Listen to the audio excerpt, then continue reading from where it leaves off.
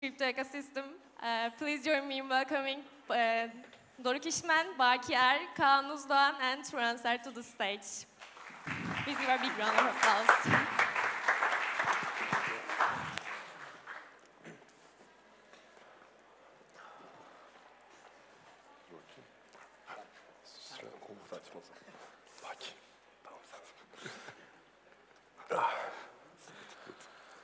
Hello everyone. It's really great to be here with an organization presented by ITU Blockchain. It's feel really proud to see that one of our university blockchain organizes this kind of a comprehensive event. So I would like to thank you to the team on behalf of my guest also. My name is Baki. I'm a co-founder of Clay. We are building a wallet solution. Also, some of the people in the Turkish ecosystem knows me as DeFi Library because I was producing lots of contents about the DeFi in the last 3 years, and that's how I got into this space. Today, I have very valuable guests here to talk about the Turkish crypto ecosystem. We will going to delve into details, different aspects of the development and evolvement of the Turkish crypto ecosystem. But first of all, welcome everybody. Thank you. I would like to give you an opportunity to introduce yourself to the crowd, then we can dive into the questions. Yeah. Please. Okay. Hello everyone, my name is Doruk İşmen. Actually, I'm really proud of this conference because I'm the founder of ITU Blockchain. So, like, it's really exciting to see ITU Blockchain make this event as big as much and effective and as much as they can. Now I am Turkey country lead for Scroll, as this guys. Scroll is a L2 ZK EVM, and we are focusing on emerging countries. That's why I'm really excited for this panel because Turkey is one of the most focused markets in the crypto ecosystem. So thanks again. Hi everyone, my name is Kaan. First of all, also a big shout out to all organizers of this event. It's amazing to see a university club organizing such an event in this scale, and hoping the rest of the week will follow as smoothly, and it will be a nice week for everyone. To introduce myself, I'm working at the Ethereum Foundation since 2 years. I'm working on a project called Sourcify. In short, Sourcify does source code verification, which the one you see like when you verify your contract on Etherscan and you can see the source code. We do that in open source and decentralized way. In general, I was also been involved in the Devconnect process and trying to support as much as I can the Turkish ecosystem. Then we can talk about in details in the rest of the talk. Hi everyone, my name is Turan Sert, and first of all I would like to thank you for all coming here to listen to us, and to the organizers, the ITU Blockchain. I really appreciate all their work, and I hope that their work would be a role model for other blockchains. Actually it is, but like hopefully more other blockchains in the Turkish ecosystem, blockchain clubs of the other universities. I'm a consultant myself, actually doing consulting work for several companies and a couple of research centers as well. And the way I'm trying to actually help the ecosystem is I'm a researcher and a writer, and I do write several articles, and actually I combine those articles into 2 books, both in Turkish. Sort of you can translate it like questions in blockchain, the first one, and the second one is questions on DeFi. So that's how I'm trying to help out the ecosystem, sort of like improving the awareness and kind of like give everyone a basic understanding of what blockchain is and what DeFi is. So yeah, that's it. Yeah. It's really an honor to share this stage with you guys. Before diving into the Turkish ecosystem, I know that everyone has a different path while they are entering the blockchain ecosystem and Ethereum. So it makes it valuable and unique to listen these experiences. So I would like to start with the Turansert. How did you get in the blockchain ecosystem, and especially how did you attracted by the Ethereum ecosystem and its values? What was your journey? What was the triggering point for you to shift your career into this site? Sure. I'm coming from a traditional background. I used to be, in my past, like, I used to be an auditor, and then an investment banker, and then a management consultant, and then an investment manager, and sort of like going through all different types of traditional corporate world. And then in 2016, I started my own, business, which didn't go well. We shut it down in 2019. But during that time, I kind of bumped into the whole crypto ecosystem. In the beginning, I was trying to understand what it is, and kind of like Bitcoin was kind of like this crypto, kind of shady stuff and whatnot. And I was more on that, the initial, blockchain is good, but Bitcoin is bad type of, this corporate speak type of I was exposed to that whole mentality. But once I get into it, as my background is finance and technology, obviously the blockchain whole technology and finance being the major use case of blockchain actually drew my attention. And once I got into the rabbit hole, I felt like I didn't understand anything, like nothing. It was like I was reading and reading and like nothing came out. So I said, okay, if I really want to learn about it, I need to write about it. Because writing is kind of like exposing yourself to the other world, the outside. So it's like when you write, you kind of like try to do things in a proper way, otherwise people won't get it. And the other thing is, all the readings that I was reading, like there's nothing in Turkish, so I decided to actually write in Turkish, sort of like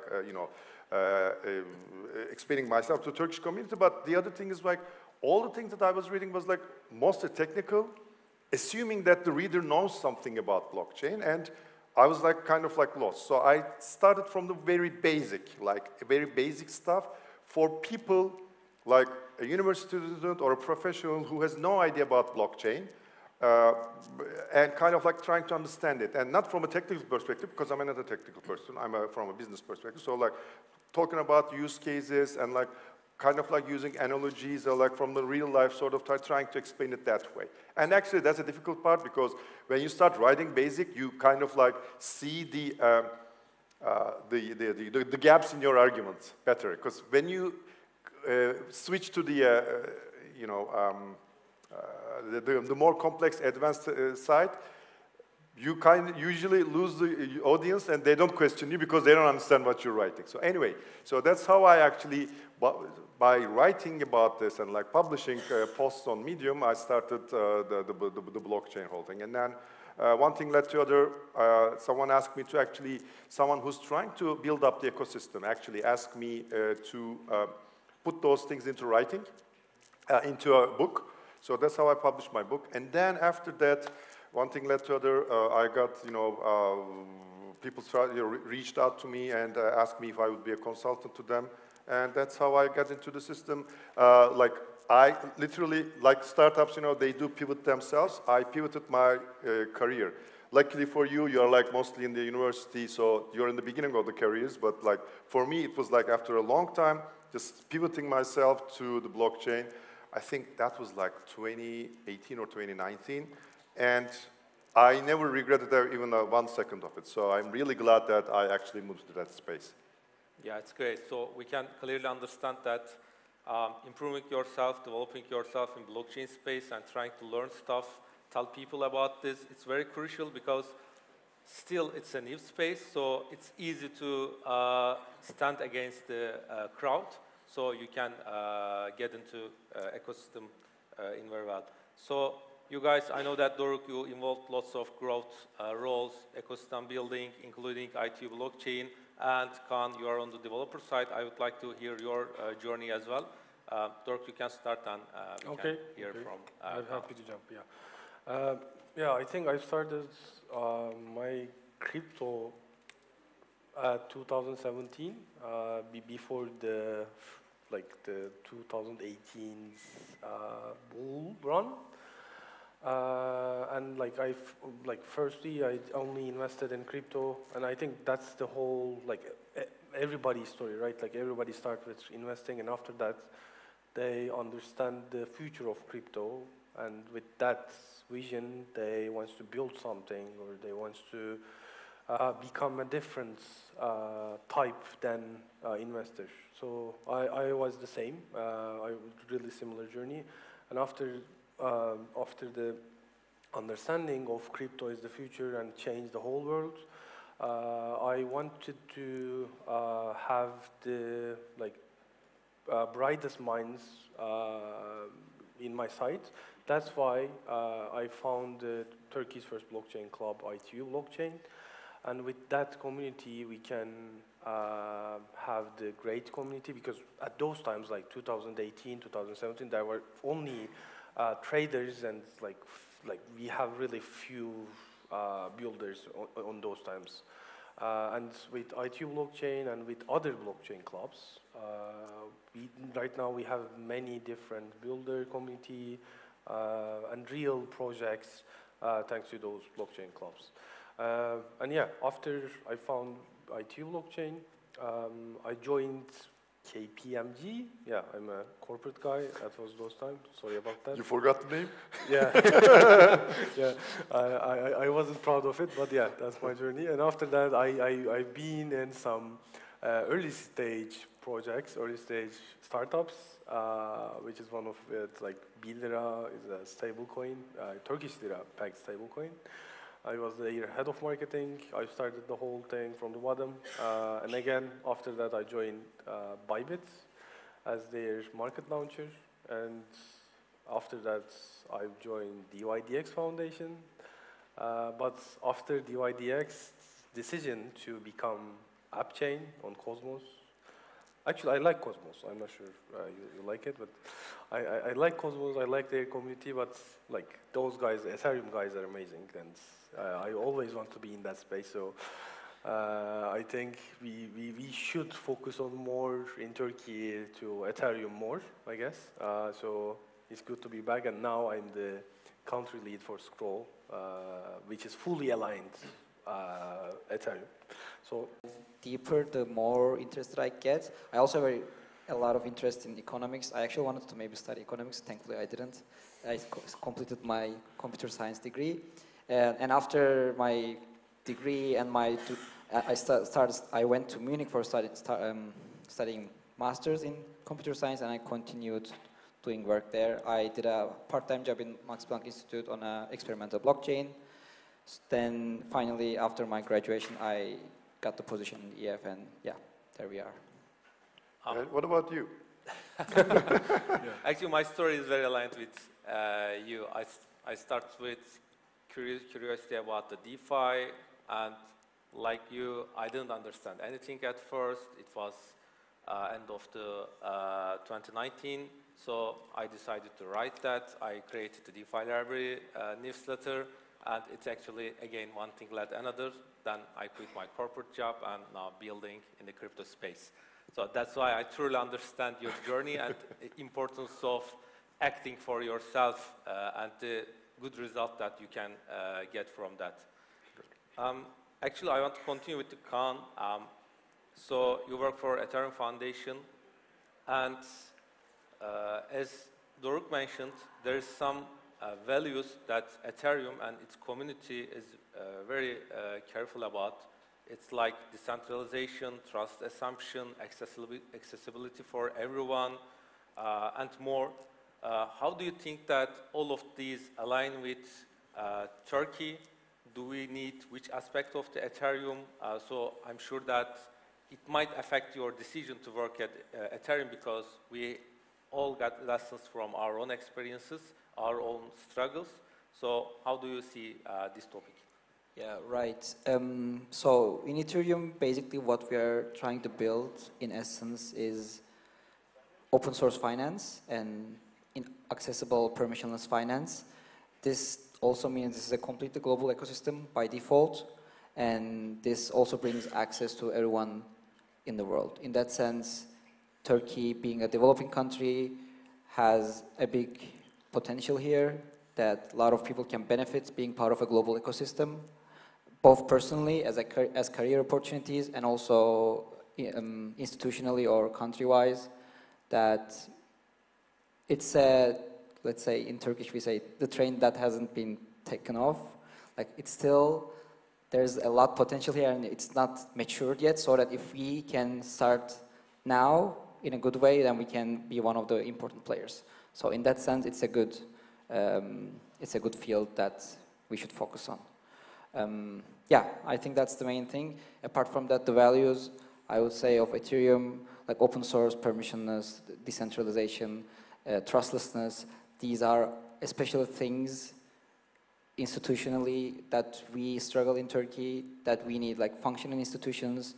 What Ethereum and blockchains allow us to do, in a sense, is we create digital institutions that we know how they will work and that they will be fair, that they will be open for everyone and give access to everyone. So these are the things I think that attract most of the Turkish crowd to Ethereum and blockchain ecosystem. I would like to add like something. It's really a small thing, but I think it's really important as impact. In each Ethereum community's conferences, there are volunteers, and you can see here also some volunteers from ITU Blockchain and even different universities in Istanbul. And with those volunteers, like thanks to those events can be happened, but for themselves, for volunteer sites, it can be a great impact on their life cycle too, because they can meet really important person in those community events, in conferences, in like basically you can meet with speakers and many different people. So it's really great to take that ability into Turkish community also. Like that's the Ethereum vision, like volunteers, and after that volunteers will become Ethereum contributors, and maybe after that they can be like really professionals in crypto ecosystem. So it's a great path for their working life. Yeah. So let me add one thing as well, because that was like related to your first question. You asked about what actually led me to be interested in Ethereum. I think that's like the core values, as Kaan mentioned, being open, permissionless, neutral system. I mean, these are like things that are like, as someone coming from the, the for-profit world, those like fully for-profit world, having been exposed to all those Web2 systems which are closed, trying to, try to capture the customer, I'm not going to say user perspective. Ethereum was like having those ethos and seeing that actually the foundation and the community is actually working toward those ethos and like trying to improve themselves. Even like I had a presentation yesterday about the monetary policy of the Ethereum, and like while preparing that presentation, I was looking at the improvements that Ethereum is planning for, for the future, and these are all about, making it more decentralized and more scalable, so that it's something they are hoping to become, as the initial. They don't like to say it like being a world computer, which is, perhaps they don't like that terminology anymore, but like someone that anyone can use, something that anyone can use, knowing that they will not be censored or there won't be any bias while they're using it. So it's like, and I think corporates are actually seeing that as well, and that's why you see more and more corporates, when they're doing something, obviously the community is very important. They do know that there's community here, so that there's an audience when they actually present something, but also they do know that they can freely use that with on a neutral infrastructure.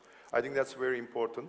That's why going forward, this I'm expecting it to be. We are still like at the very early stage of the things. I mean, I was talking to someone and today I'm not going to name his name, but like he said, it's been 7 years and we're still talking about these things. I said, 7 years is nothing, you know, or like 8 years is nothing when you compare the whole, you know, the technology, how it developed, or like the finance institutions, how it developed. We are like at the very baby steps, and that's why this is like a big opportunity here for those listeners who actually are exploring and like thinking and deciding if they would like to get into here or not into this area. I think it's, I mean, I would love to be a 20-year-old right now and like get into this area right now. So it's like, you know, it's amazing the opportunities when you think of it. Yeah, I'm assuming that there are lots of lucky person here, very young, introduced to Ethereum blockchain and its values. So we can extract really good impacts for us, for our community, for our country, and globally, I hope.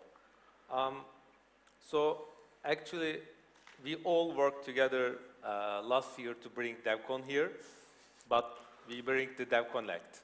And it's the first big event in Turkey. There are hundreds of teams here, gathering, networking, one-day meetups, conferences. It's an amazing opportunity. It's just not 1 week. There was lots of events started last week as well. So how do you see these type of opportunities shaping Turkish ecosystem, Turkish builders, or the participation from Turkish community using more blockchain stuff or learning it? What's the real impact here to having these events in Turkey? Doruk? Okay, I can jump. I think like we have few different aspects this Devconnects and similar events impact, but the first thing is, unfortunately, Turkish ecosystems and like general Turkish people don't have much like financial stability in the country, and our Turkish lira doesn't have a really great value against other foreign currencies. That's why for Turkish people it's really hard to go to a different place, go to a different country and join a conference in that country. So I think first thing, it's great to host those global events in Istanbul. It's a like #1 like benefit for the Turkish community because they can't go the events outside, but they can definitely come to Istanbul because it's really easy for them. Second thing is, I think with these kind of global events, these kind of big events, there are many brilliant minds in crypto ecosystem. Like definitely key opinion leaders are here, or Istanbul. Like Vitalik here, like Tim Bako here, like Justin Drake here, like really biggest minds of Ethereum are here. So with this like benefits, the whole Turkish community, all Turkish people can meet with them, can brain dump them, can learn from them, and yeah, like they can change their life again with meeting with someone, with learning a thing from some guy, some Ethereum leader. So I think those two things are really important for the Turkish ecosystem, and I'm really proud and excited for this week, Devconnect week. Hope it will be a huge impact for Turkish ecosystem. I want to touch on the individual perspective, how this can affect their lives, I would say. What I like calling this butterfly effect, and because this week and these events are pretty special in that sense, it can shape your life in a really impactful way. Like we like giving the example of last 1.5 years ago, a meet up here that when we met Doruk and some other people for the first time, that led to the proposal and maybe brought the Devconnect event here. Both like that affecting the whole country and also individually, like these events is when you get exposed to new ideas and new people, and you actually never know how it will affect the rest of your life. So my advice would be in that sense to make the most of the week for everyone, and these are the chances that these can be the breakpoints for your life, and make the most. Like be curious, talk to people, go to events, and I think in a couple of years we will see and hear a lot of stories like how these events change their lives. We already see this in Bogota, for example, like last year DevCon, before DevCon and after DevCon, like the Latin American community has been quite active and a lot of people's lives have changed. So I'm hoping like in a couple of years we will start hearing these stories in Turkey as well. Yep.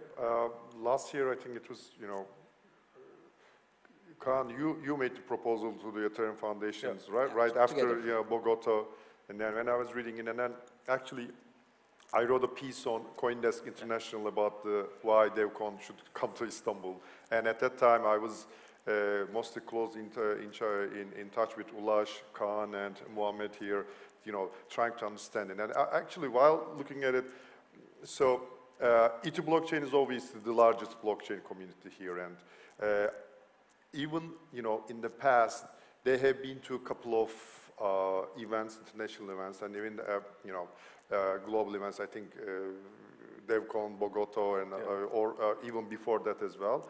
And some of them actually is sponsored by a couple of corporates here, which is great actually. And then, even though a couple of people going there, you know, participating in the hackathons, actually getting awards on those hackathons, and the way it actually affects others here, when you see that, the butterfly effect, like, so when you see that effect, you know, like, you know, expanding and, you know, exponentially growing in the community, you feel like it's something like this event would have like exponential impact on the whole community, hopefully. And as Kaan said, I think we will see that going forward. We will see that, you know, the relationships that are built here. People, you know, when they go and like talk to people, perhaps, you know, I would recommend you all go to the booths, talk to the people, not even booths, like go to the, you know, actual talks.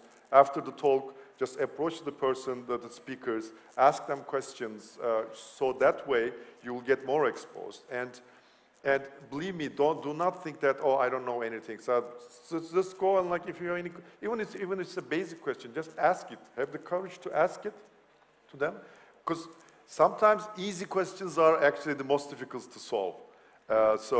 And sometimes we just get into too much into detail and like kind of lose the big picture. So in that sense, these activities, and there are like 50 of them the whole week, so we are just like in the second day of the week.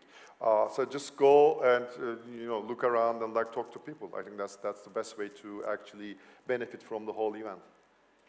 Yeah, absolutely. So actually, in current state, we are growing our developer community. We are producing more products coming from Turkish teams. We have university clubs. They are organizing this type of events. It's huge. So corporates are getting into blockchain space, as you mentioned. So while we are increasing our communication or participation to global network, what should we expect from Turkey in terms of the involvement and development in the Ethereum space? So what's your prediction for the next 5 years, or what's your success metric? Let's say 5 years later, you are looking at that state and comparing with today. What makes you more happy? What would you like to see it? Unicorn? Maybe Turkish unicorn. That's everyone's wish. Yeah, maybe I can start first. Yeah, as you said, like from blockchain clubs, we have so many great projects like Clave, like Clave's team, mostly including ITU blockchain guys. And we have Chainway. Chainway is mostly from Boğaziçi University. And we have few others great blockchain club-based projects. So I think in 5 or 10 years, I can see more projects will come from blockchain clubs. I can say that. And now, I think like Scroll, actually, few ecosystems, layer 2s or layer 1s, they're focusing on Turkey because they know we have talent, we have great minds, But the thing is, we don't have proper channels that's like, let's say, capital. Because when you look the Turkish ecosystem's investments, like it's nothing comparing to like whole crypto space. Like for that thing, we need help from outside, and like L2s, L1s, and other ecosystem builders are trying to focus on Turkish ecosystem. So it's pretty important, I guess, because we need to have the equal opportunity with other projects, other outside projects. And with these help, I can say, in 5 and 10 years, I can see we have thousands maybe. It's pretty ambitious, maybe. No, not thousands. Let's say 10. yeah, let's say 10. I can say 10. In 5 or 10 years, I can see we will have like 10 important projects in the crypto ecosystem from Turkey, and I will support as much as I can with those projects in any way. I'll give a short and numeric metric, try to give a numeric metric. I will say in 3 years we have like 100 developers and then 50 million in investment. Let's see. 5-0. 5-0. That's it. I think so. In 5 In years. 5 years. I 3 wouldn't years. call it 3 years. success. It's 3 years. 3 years. Okay. 5 years, I will have more More More expectations. I mean, like, if it's less than 100, I wouldn't call it a success, to be quite honest. I mean, but I agree, we do have the talent, but unfortunately our talent is more like, as a country, we have this short-termism. Yeah. I mean, like, trying to actually get quick rather than build something. So that's, I think, one of the problems we have. But for investment, you need to actually build, and like, the thing is that we do have the talent, as I said. So I think Doruk has a huge mission here in that sense, as part of the scroll here, trying to build the community here to help out the ecosystem in that sense. And yeah, I mean, 5, 10, 100, 200, I think should be easy, should be easily be actually go into the projects here, and then and a couple of unicorns in 5 years, why not? Couple of, not Wow. one. Yeah. Oh, that's really ambitious. Yeah, hopefully. Just think about the In development. Turkish lira or US dollar? Of course, US dollar. Why would I say that? If it's Turkish lira, that's If it's okay. Turkish lira, well, I'm not going to get into the devaluation of the currency going forward for 5 years. I'm not going to speculate on that. Great. So I would like to add one point to that.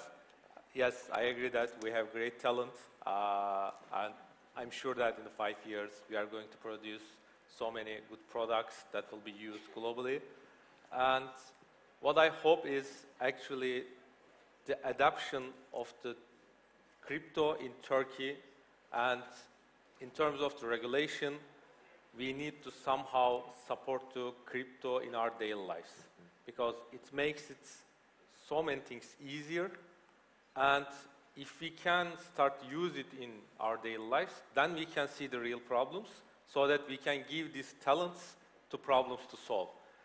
In that way, they can be unicorn. They can, if they solve the problem here, they can solve problem in, I don't know, Latin America, Africa, other developing countries, and even the developed countries. They have the sort of lots of fintech problems. Their banks are not that good. So we have lots of problems, but we need to face it in a daily manner so that we can really touch the people's life for that. So I believe we should wrap up here. By the way, what's your KPI for 5 and 10 years?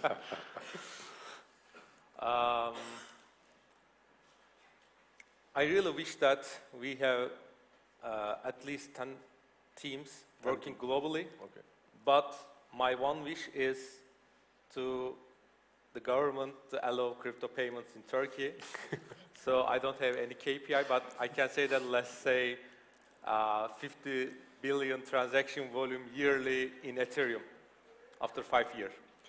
But that It's government government allowing payments is probably a very low-hanging fruit. Yeah. As far as I heard, this was like, even like people from government, I heard that they say that's like some miscalculated or unfortunate event from the Central Bank of Turkey that they banned it, like, you know, Yeah. throughout the whole industry. I mean, I'm hoping that will be coming soon. So. By the way, for foreigners, that's the only crypto regulation in Turkey. You can't trade anything with crypto in real life. Yeah. So that's only the regulation, and it's like, yeah, I can say anything. One rule. Banning everything, right? Yeah. One rule to Yeah. rule them all. I think we should wrap up. If you have any last few words, we would like to hear. Otherwise, I would like to thank the audience and you, and of course the IT blockchain for this opportunity, for this event. Thanks so much for listening. I hope that we will meet in a more frequent way with this type of event with global participation. Okay. Maybe we can wait a minute. Thank you for the great discussion on Turkish crypto ecosystem. Is there any questions to our panelists? Oh, sorry. I forgot to ask that. Okay, it's not a problem. There Yeah, is a you can question. ask. Can we get a microphone there? Oh, there's. Halime bak çalışıyor. Halim çalışıyor.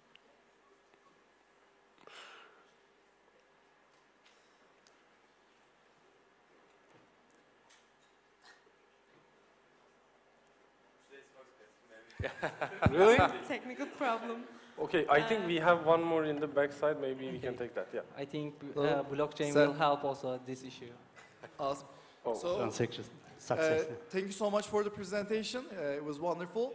So, I'm Haluk Gül, the founder of Boğaziçi DAO, and I'm curious as to how you think these communities can grow, because currently we're creating a more of an organic structure where we're like selectively qualifying talents, onboarding them and creating personalized plans so that they can develop like 10 times, 20 times faster.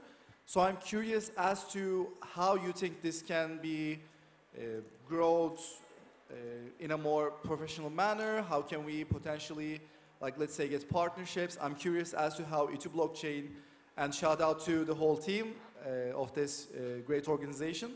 Like, how can this organization grow? Like, how can we potentially be more professional? Because currently we're a group of like 28 people from Boğaziçi University, and as you guys know, the current state of blockchain is not as bright as E2 Blockchain. So we're trying to do things by ourselves. And I'm curious as to what your suggestions are. Should we like reach out to like organizations like Harvard Blockchain, Oxford Blockchain? Like, should we establish partnerships? Like, how you think we can grow this and onboard more talents from Boğaziçi to Web3 and crypto, so we can supply like fresh talents to the industry? That's my basic question. Thank you. You can ask me in Turkish as well. I'm Turkish, by the way. So Cool. Well, yeah. I want to take on it. I'm also from Boğaziçi, and I know the situation in Boğaziçi, which is unfortunate. But I would say the short answer to this is producing things, just doing things. This can be an event, this can be a video, this can be some side project. The more you do things, the more you produce things out there, the more you'll be around and people will see you. You will get more people and the right people that you want to attract. And I also want to emphasize, like, the partnerships and these like events are kind of overblown. I would say, like, don't jump into every partnership with every project and every chain. Try to, if you have values and if you have like long-term vision, try to stay in that direction and try not to diverge too much, I would say. Yeah, values is everything, I guess, for being a legitimate community. Like, to both attract the numbers of people and the right people. yeah, true. Thank you. So we're currently making events ourselves. Just we don't want to jump into everything too quick. Just like you said, it's better to not be partners with some organizations than not at all. But thank you so much for your suggestion and input. Thank you. think there was another question. Okay, yeah. Thank you. I have two questions. First one is especially for Kaan. How is the working for Ethereum as a contributor? Like you wake up in the morning and brush your teeth and, and something. What happened? Like what is the difference between working for company or working for Ethereum contributor? I won't be able to answer the company part because that was my first full-time job.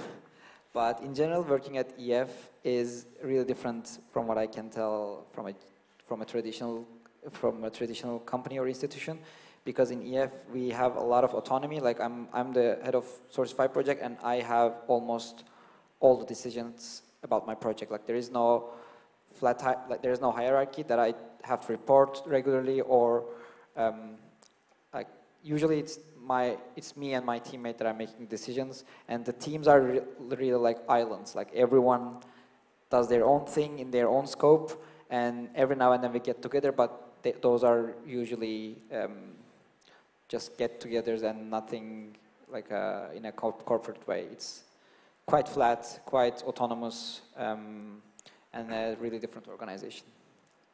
Okay, my second question is for all speakers. Okay, we have limited time for this week, and we need to attend to get the profit as soon as possible. And before we die, which events we should attempt? I think it depends on expectation. What do you expect from yourself? For developers. For development. Yeah, maybe everyone can say their favorite event for the rest of the week. I don't know. I haven't seen the events yet, but like I really like the Abstract Istanbul today. Yeah. The speak. I kind of like. I mean, again, depending on what you are. If there's a specific area developer, you are a developer, and if there's obviously you need to pick accordingly. I'm more a generalist myself, so I kind of like try to pick out the panels. So there are like 4 or 5 different people from different, projects. So it's like that way you can just compare them and try to understand their philosophy, compare and contrast. So again, that's my way of looking at it. L2 Days is like a huge conference as far as I see. There are like big ones like L2 Days and then small ones like the others. Yeah, and I'm also looking forward to the, anyway, I'm not going to name the names. So there are like so many of them. If you are interested in the societal aspects of the blockchains, I would say you can go to DPACT. I think it's tomorrow. It's also organized by locals. Also a nice opportunity to meet the Turkish network who are working on this space, on societal part. As a developer, maybe Solidity Summit, that's also probably yesterday, if you're especially into blockchain development. If you are a designer, there is the Web3 UX Unconference on Thursday, as far as I know. That's also really interesting. It's an unconference way, which is like self-organized, not having a strict schedule. That's a really good opportunity to really connect with people in the whole day. And finally, the Wallet Uncon, which is also another unconference, if you are in these. But again, it's all about what you are looking for. The schedules are, the point of the whole week is like you have like the verticals, like you have the like focus events, and you pick to choose which is closest to you. I think like my favorite ones are definitely L2 Days, because like so is L2, so I need to know what are they doing. I'm not sure Pragma Istanbul has a great agenda, but is it going or is it cancelled? You know? No, it's going on. Oh, okay. Yeah, Pragma Istanbul is a great one, I can say. And I'm not sure, did you sign up for ETH's global hackathon? But if you are a developer, like that's the best way you can develop yourself. You can be a hacker in those hackathons. So you should definitely go there. One thing you can try, if you don't have the tickets yet, just show up there and try to show your enthusiasm. They usually want people to get in because there's usually less people than the quota. Yeah, definitely. My suggestion would be different than these ones. On Thursday, there will be evolutions, which includes discussions for account abstraction and intentions. So it's probably more technical stuff, but will be deep dive on this topic. So if you are curious about this, just show up the Planet on Thursday. So I'm hoping that it will be a great event. Also, the DevCon is a great opportunity to see the problems of UX, wallets, and how we can overcome this. So I will also give a speech during the DevCon. So it's going to be very short speeches, but lots of discussions, I guess. So I highly suggest for you to attend that on Friday as well. Okay, thank you. Please express our gratitude to our panelists. Again, thanks again for the enlightening discussion on Web3 ecosystem, in Turkish Web3 ecosystem. Now our next session, we can explore world of Web3 identity with Muhammed Tanrıkulu from ENS Domains. Please give a big round of applause. I can't speak.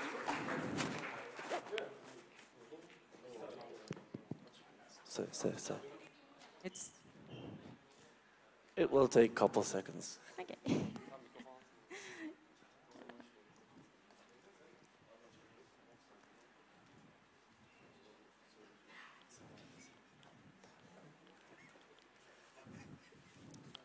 Okay.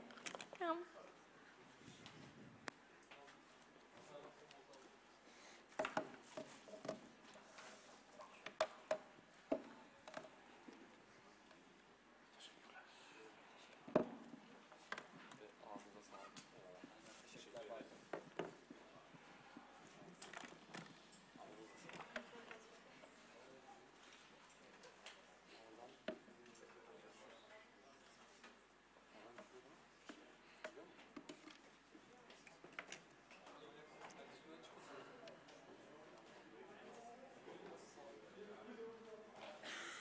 So. Hello, everyone. I'm happy to be here today to present a topic that is changing the way we interact with the digital world, which is called Web3 profiles. I'm Muhammed Tanrıkulu, working for ENS Labs for more than 2.5 years. Now, and as a full stack developer, I'm doing pretty much everything, basically, like whatever required. If there's anything that you are interested with the ENS or the Web3 profiles, I'm your go-to person during the event. And so, as someone deeply interested with the blockchain and the digital identity for several years, I'm excited to share my insights here about the topic. Oh yeah, by the way, we forgot to change the things, so yeah. Here's me, here's my ENS name. So, let's start with Web3 profiles. So each day, millions of the transactions, interactions, and the exchanges are conducted online. And these exchanges are not conducted only by us, but also a lot of bots and the computers involved. And, but increasingly, it's becoming more us, basically. And our digital identities are now more than just the extensions of our physical selves. They become the central of you know, like, how we are working, how we are socializing, how we are engaging with the world, basically. And this rapid shift, highlighted by the emergence of the blockchain and the decentralized platforms, is now the redefining the fabric of this digital existence. So, sorry.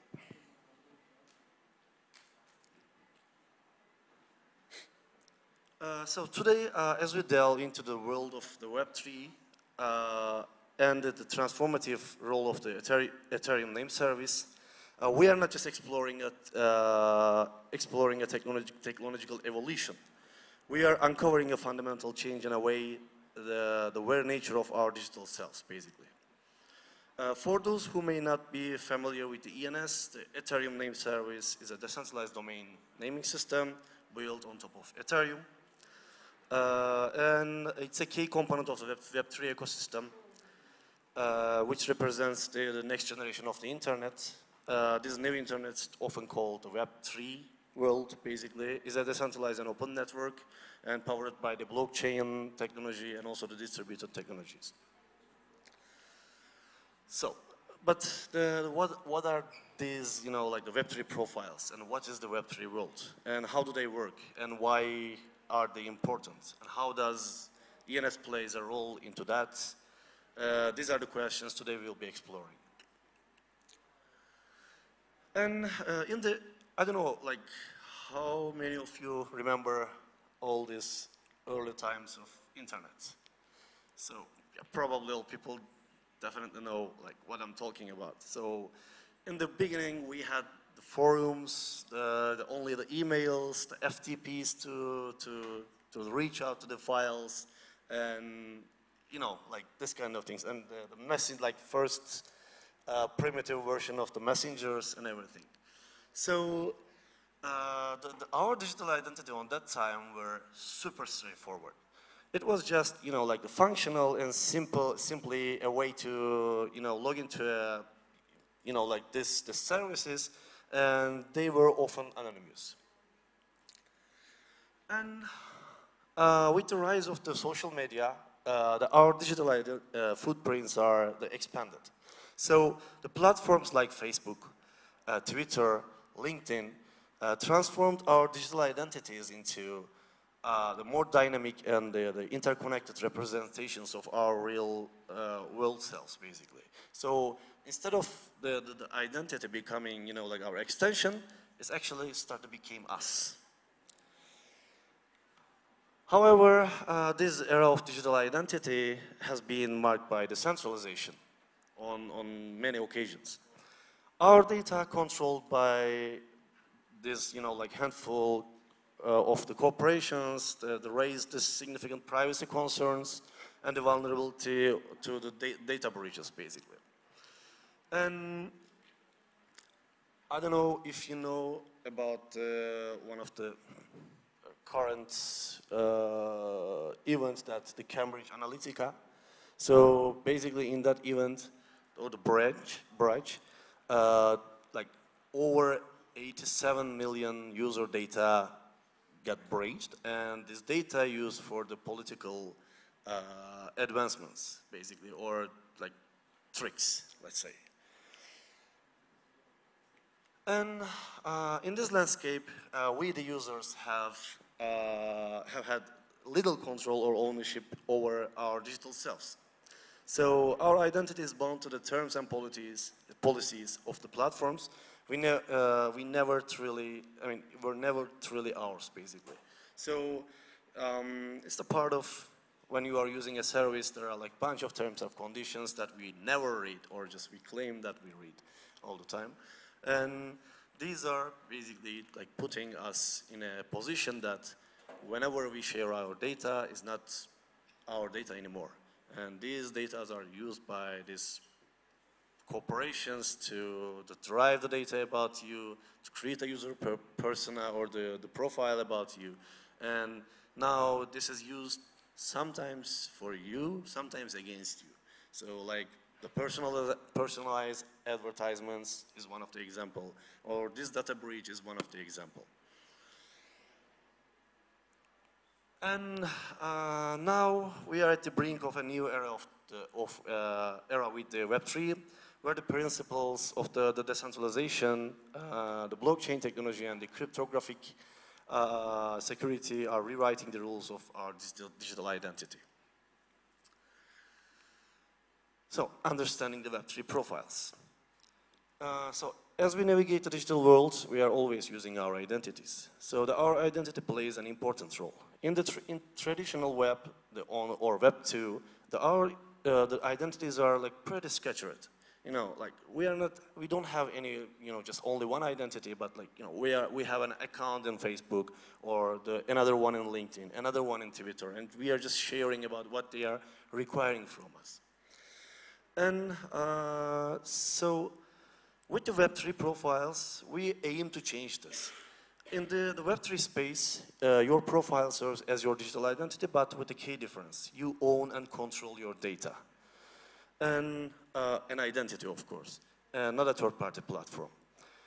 This is a fundamental shift in the way that we think about the digital identity. A Web3 profile is essentially a set of public keys, each associated with a different distributed systems or the blockchains, along with optional metadata. These public keys are your identifiers on the respective systems, basically. The metadata can include the information about your name, your avatar, your biography, much like a profile on the social media platform. But unlike a social media platforms, it's decentralized and it's interoperable, which means that you can use it across the different the applications and the services in the Web3 space without recreating your profile again and again. And this increases security, as you are not relying on the platform security measures to protect your identity, basically. And they give you a full control over your digital identity, so like anytime, whenever, or whatever you want to change or remove or just update, it's under your control. And so this is like giving this full control about your digital identity, aligning with the ethos of the decentralization that underpins the Web3. In summary, Web3 profiles represents a new paradigm for digital identity, one that is user-specific, user-centric, and respects individuals' privacy and control. And what is ENS? Now we discussed that, we discussed about the Web3 profiles. I will just explain a little bit about the ENS and like what is basically the connection. So the ENS is a like Ethereum name service and And Ethereum name service is distributed, open, and extensible naming system based on the Ethereum blockchain. And the Ethereum name service, commonly known as ENS, is a decentralized blockchain-based naming system. It's akin to the internet's DNS, domain name system. But with a crucial difference, it operates on the Ethereum blockchain. And instead of mapping the domain name to the IP address, ENS maps human-readable names to machine-readable identifiers, such as Ethereum addresses. And this not only simplifies the transactions and the interactions, but also adds a layer of the user-friendliness to the Ethereum ecosystem. At its core, the Ethereum operates through the smart contracts on the Ethereum blockchain. And when a user registers a name, like let's say John.eth, so this registration is processed and stored as a transaction on the Ethereum blockchain. And this name can then be linked to various cryptocurrency addresses or different metadatas or the different information. And making the transactions and the interactions more intuitive. When you send a transaction to John.eth, the ENS service resolves the name into the blockchain or the cryptocurrency address, and which simplifies these interactions on the transactions, basically. This is the primitive benefit of the ENS. But ENS extends beyond the address simplification. It plays a pivotal role in the identity management within the Web3 space.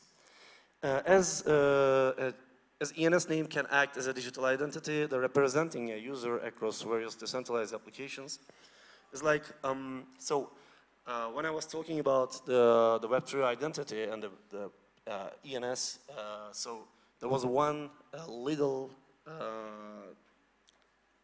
comment about the metadata. So this metadata, basically, anything about yourself. So it can be your biography again. It can be your email address. It can be your, I don't know, like Telegram handle, Twitter handle, like whichever or whatever the handles that you are using in the different platforms, you are able to keep this information under the ENS as a metadata. So, and the ENS is not limited to the Ethereum addresses. It's also can be used with the different blockchain addresses as well. So it makes the ENS like more and more general than just the Ethereum. And furthermore, it's a generalized purpose naming system, meaning it can be used to name any piece of data on the internet as well.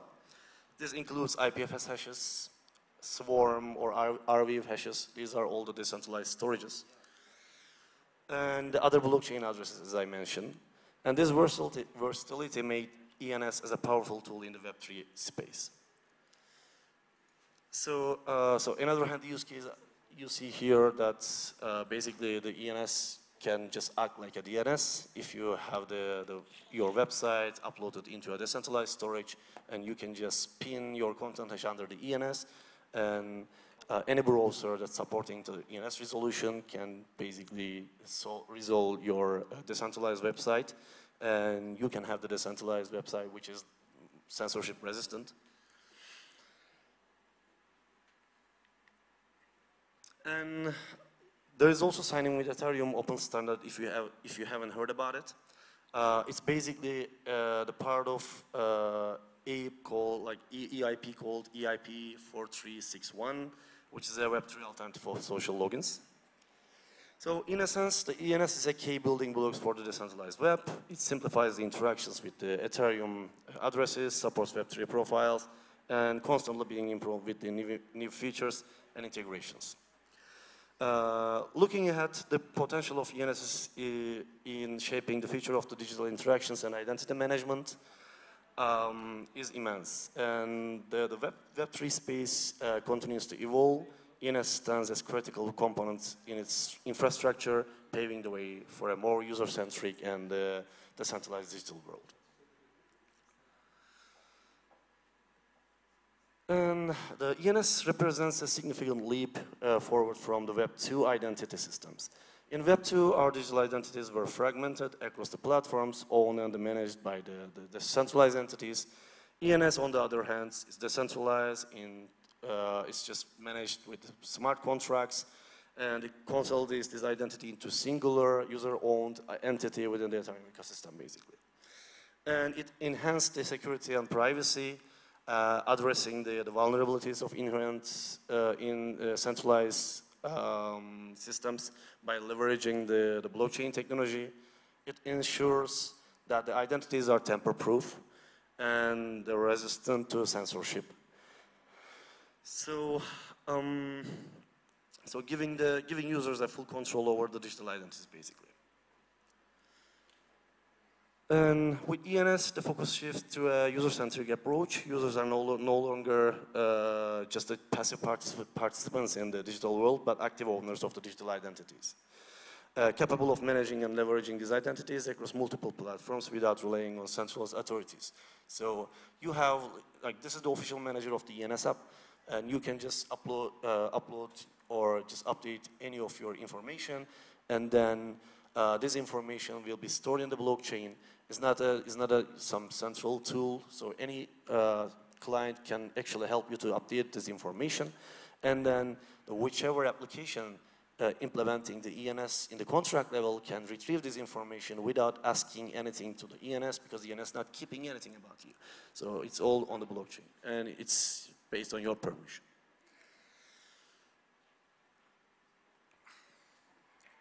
And yeah, these are the use cases, some of the use cases the ENS actively used as your Web3 profile. And so,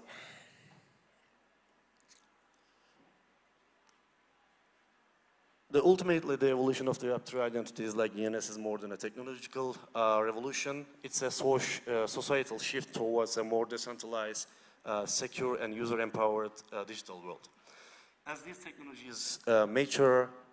technologies mature, we might witness a significant transformation in how we interact, transact, and establish our presence in digital realm.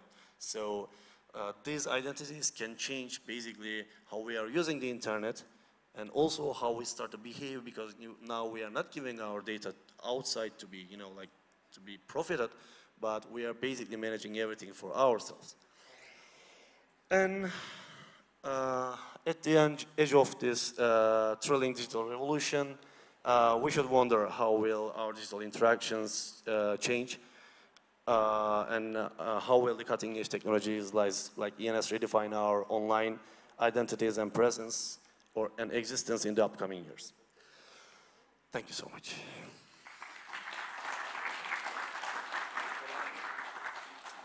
If you have any questions, I'm open to.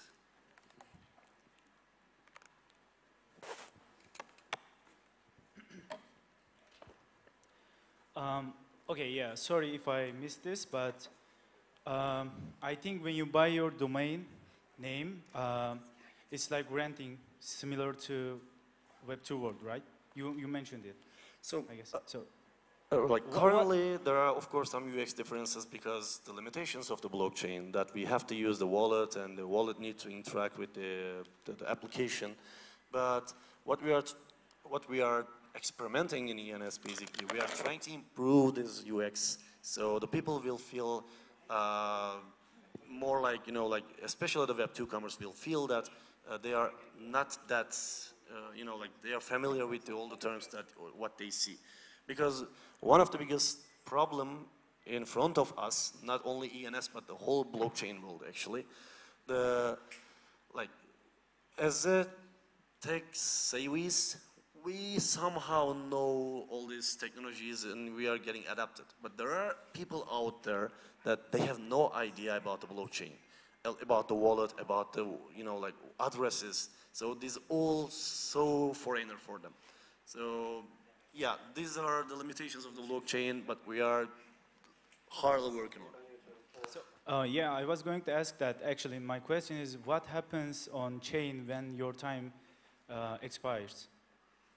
If you have 1 year, that domain is assigned to you, I guess, Yes. 1 year. Then what happens when it expires? What happens on chain? Can you explain that? So when it expires in the on-chain level, basically the every data that you share under your ENS going to be erased. It's not going to be kept for you. But there are stages, basically, like when the first expiry, you will have some time to renew. And if you are able to just get a notification about that, you can renew it. And if that time passes, the name goes to the premium, which means that it starts from really high amount of value and start to decrease to the regular value basically. Like these are all just to protect, like the name squattings or if someone trying to snipe the name. And these are all the precautions. But yeah, all the data is after the expiry is erased, basically. Oh, okay, thank you. Also, is there any cost for this, erasing it for ENS? No, it's completely automatic. Oh, okay. Thank you for answer.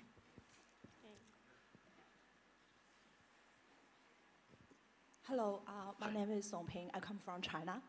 And it's very exciting to listen to your keynote. In terms of the name service, we all know it's kind of works as an infura in the Web3 world, like it's a digital world. But in case of the use case, from your personal perspective, what do you think is the most kind of impressive use case for ENS? I mean, any combination with the real other projects. So may I ask the question again? What is my? What you think from your perspective the most impressive use case for ENS? Oh, okay. So personally, before joining ENS, I had my own side project. It was called Almonit, and it was a decentralized. I cannot say the search engine, but some kind of toy search engine to be able to search the decentralized websites. And to me, the decentralized website part of the ENS was the most exciting part, because now, instead of using the regular, like the servers and the mapping through the DNS and the IP address, we were able to, to use the decentralized storages and put our contents there, and then using the content hash under the ENS and resolving this ENS name on the browser. So what I was doing, I was writing an extension, and this extension was able to resolve the name in the traditional browsers, and it was retrieving the website, and also I was scrolling and scrapping all the information from the blockchain about all these decentralized websites, and was creating an indexer. And with that indexer, you were able to basically do a client-side search for these decentralized websites, and like nobody knows what you are querying for. So it's like completely privacy preserving. I mean, of course, it's not. There are technical challenges if those indexers are getting bigger and bigger. But on that time, there were only, I don't know, like 15,000 decentralized websites, which was impressive, actually, like when we are thinking about the 2018. But yeah, definitely the decentralized websites. I see. Thank you. Okay, thank you. We are greatly appreciate to Muhammed Tanrıkulu for the valuable insights on Web3 identities. It's important to have a Web3 identity like it's in Web2. Let's move on to our next speaker. Thank you for the speech. Thank you. Okay. We express our gratitude. Okay. Our next speaker, Lefteris Karapetsas-Rotsky, will guide us through the building sustainable open source projects. Yeah, please give a big welcome.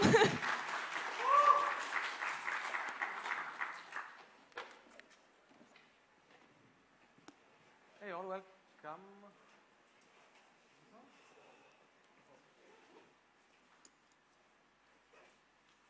1, 2. Oh, perfect, perfect. Hey, everybody, welcome. Okay. Welcome to Istanbul for those of you that haven't been here for long. So I will be talking, I'm with Rotsky, and I will be talking about how we can build sustainable open source projects. For those of you who don't know who I am, my name is Lefteris Karapetsas. I've been in Ethereum since the beginning, since 2014. Worked on the foundation in the Solidity compiler and the C++ client. And later, I'm very sorry, but I worked on the DAO, the DAO, with Christoph Jens, and the destruction that came afterwards, the hack, the aftermath, the cleanup. I also worked on Raiden, so I was a developer, the developer lead there, which was a L2 payment channels network for Ethereum that didn't really catch up. And I'm the founder of Rotsky, which is an open source portfolio tracking and accounting tool. So, open source, right?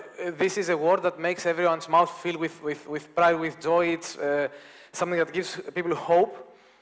It's something that I have devoted my career mostly in, but unfortunately, it has been diluted a lot as a term. So what is open source? Just open code, so just code being visible does not make something open source. It may sound a bit, weird because, it's open source, so it should be just the code being open. That's so very far from the truth. Just the code being visible is not open source. The definition of open source is these 10 bullet points, 10 commandments, you may say, that are agreed upon by most of the developers of the world. You will find it in the OSI, the Open Source Initiative, or the FSF, the Free Software Foundation. So what is open source? It needs to be freely redistributable. That means that you need to be able to just take the code and distribute it freely. The code needs to be open. It needs to have a source code open. You need to be able to derive works. This is where most people say no. So you need to be able to create any derived work from the code, like copy, fork it, create a new project on top of it. This is what most people misunderstand about open source. This is a requirement. If you can't do that, then it is not open source. You need to maintain the integrity of the author's source code. You need to have no discrimination against any persons or groups. You can't say something like, I don't want Asian people to use my software or something. You cannot have discrimination against fields. There are some libraries that started saying, I don't want any crypto projects to use my library.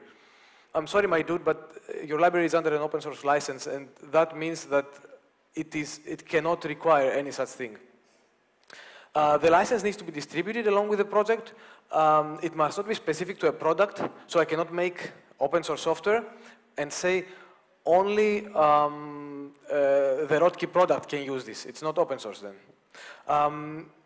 It must not restrict other software, and it must be technology neutral. So you cannot say, "Ooh, I only want," so this only must be used by Intel CPUs, not AMD or something like that. So then, what exactly is when the code is open, but we have all these other restrictions? This is something that's quite sadly seen in the crypto space lately with Aave, with Uniswap. They have a business source license, which is restrictive. It says that you cannot use this software in production anywhere else. You can look at it, but not use it. But they have a delayed open source clause, which says that after a few years, it will become open source. There are other non-crypto projects like Redis that has a commons clause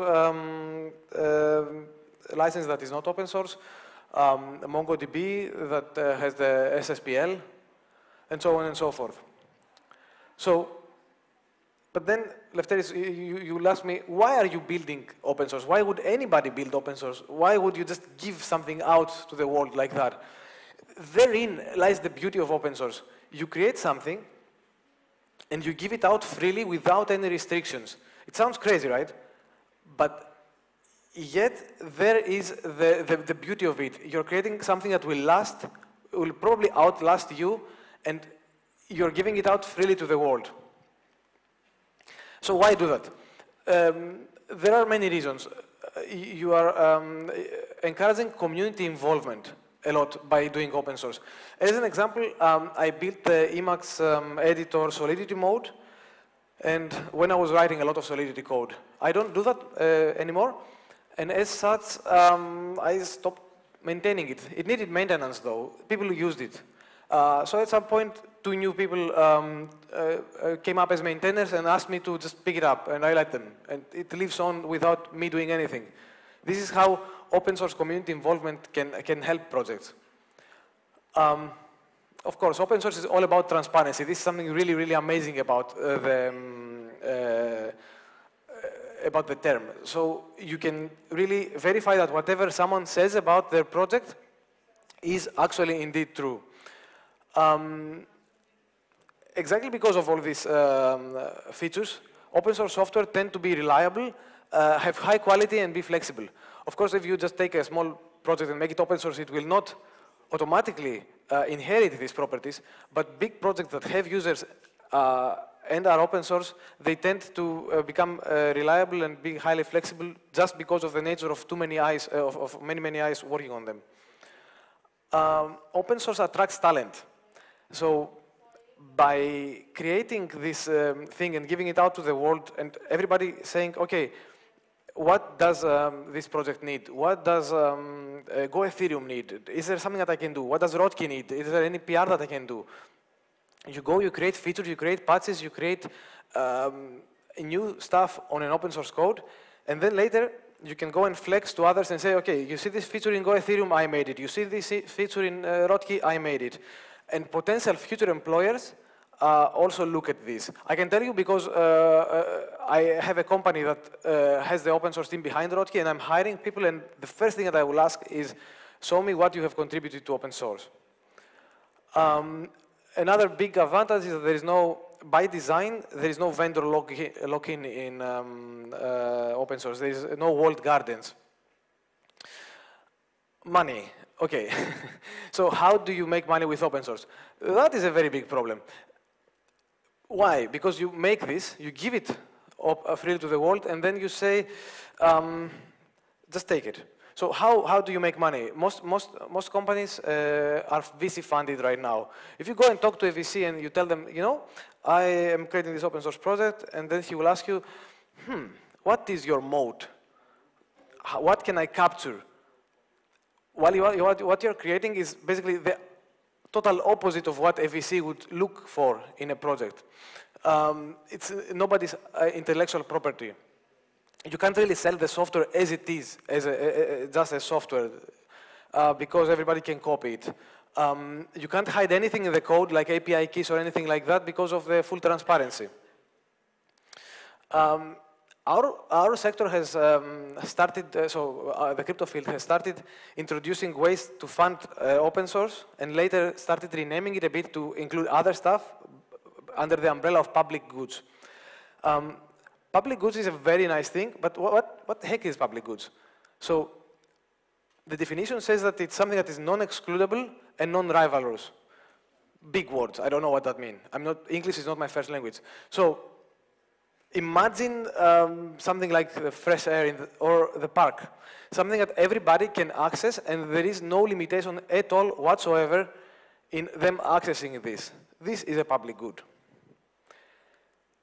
Somehow, in crypto, we have managed to corrupt this. The worst example has been the amount of applications in RetroPGF lately, where we saw closed source software as a service, closed centralized paid services. We saw payment-gated Discord chats in the applications. And my favorite one, running a NETH validator, calling it a public good because you are doing something good for the network, completely ignoring the crypto economic incentives that you're being paid by the system for running a validator, and just wanting basically someone to fund your validator. So these are not public goods, yet crypto is a very optimistic field. We are very positive. We want to do good. There are outside forces that are coming in, and they want to take advantage of everybody's goodwill and essentially capture the ideals of crypto and just say, oh, yeah, everything is a public good, so let's give us more money. So this vagueness is creating a very big problem. When everything is a public good, well, then nothing ends up being a public good. Words lose their meaning. It's something that really, really concerns me in the crypto field, that we have lost the sense of meaning in words. This talk is about open source, though. Open source is the very definition of what is a public good. You create something, you give it freely out in the world. It's there. Everybody can copy the code, make something on top of it. If something happens to you, anybody can continue. And there's a story for that. This is very small and no way to read it, but I will try to explain it. I started Rotki a long time ago. Now we're a bigger team. 2 years ago, someone in Berlin, where we are based, forked our code, put it under a closed source license. Basically, they made a closed source product in a centralized server somewhere. We followed the legal route to actually force them to follow the AGPL license that Rotki has. We spent about 5,000 to 10,000 euros in legal fees, and the only thing we achieved was them to say, okay, our bad, we will not do this anymore. They proceeded to take grants from companies in the field, namely Balancer, which didn't really respond to my requests that this is wrong. And they just tried to farm grants. In the end, after 2 years, I realized that they are dead. They don't exist anymore. All of their users lost their data, lost their time that they had. All of the public goods grants that they got wasted because they were never a public good. They're dead. They just don't exist anymore. They left nothing behind. So how do we do funding then for public goods? You can try for public goods, sorry, for open source projects. So as an open source project, what should you do in order to do to get funding? Back when crypto didn't exist, what we would do is reach out to the users, tell them, you know what, I have a rent to pay, you know, like it costs money, please donate buttons here, donate buttons there, donate everywhere. Write blog posts, explain why your thing is important, the open source software that you're creating. Ask your users for help. What we have managed to do in crypto, it's really amazing that we have created some new methodologies. Namely, Gitcoin started this. with the quadratic funding, but there is more. Now there is also CRL fund, radical drips. The idea there is that users, some big sponsor gives a very big matching pot, and this is shared between all the projects that participate in a round.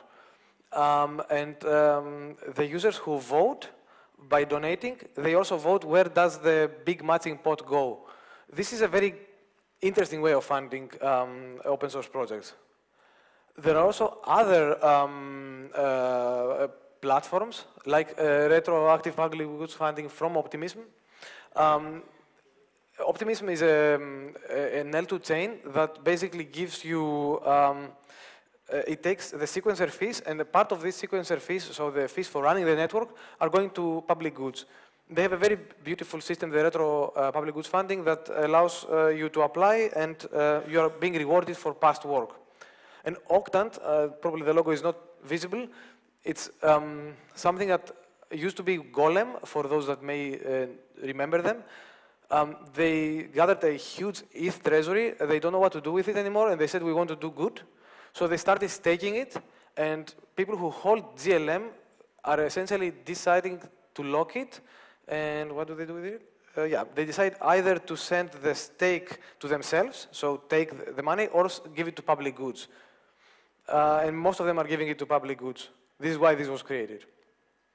There is also many companies that you can get grants from. So if you have an open source project that does something that would help a big company like, I don't know, Uniswap, Lido, or the DeFi protocols, you can apply to them. There is a lot of money to be made by doing open source work for them. So your users are also, again, not just donating, but many of them are willing, at least from the projects that I have worked on, they are willing to pay for more stuff. They are willing to pay for support, for explanations. They are willing to pay for custom work. And especially if any of your users are big companies, use that to your advantage.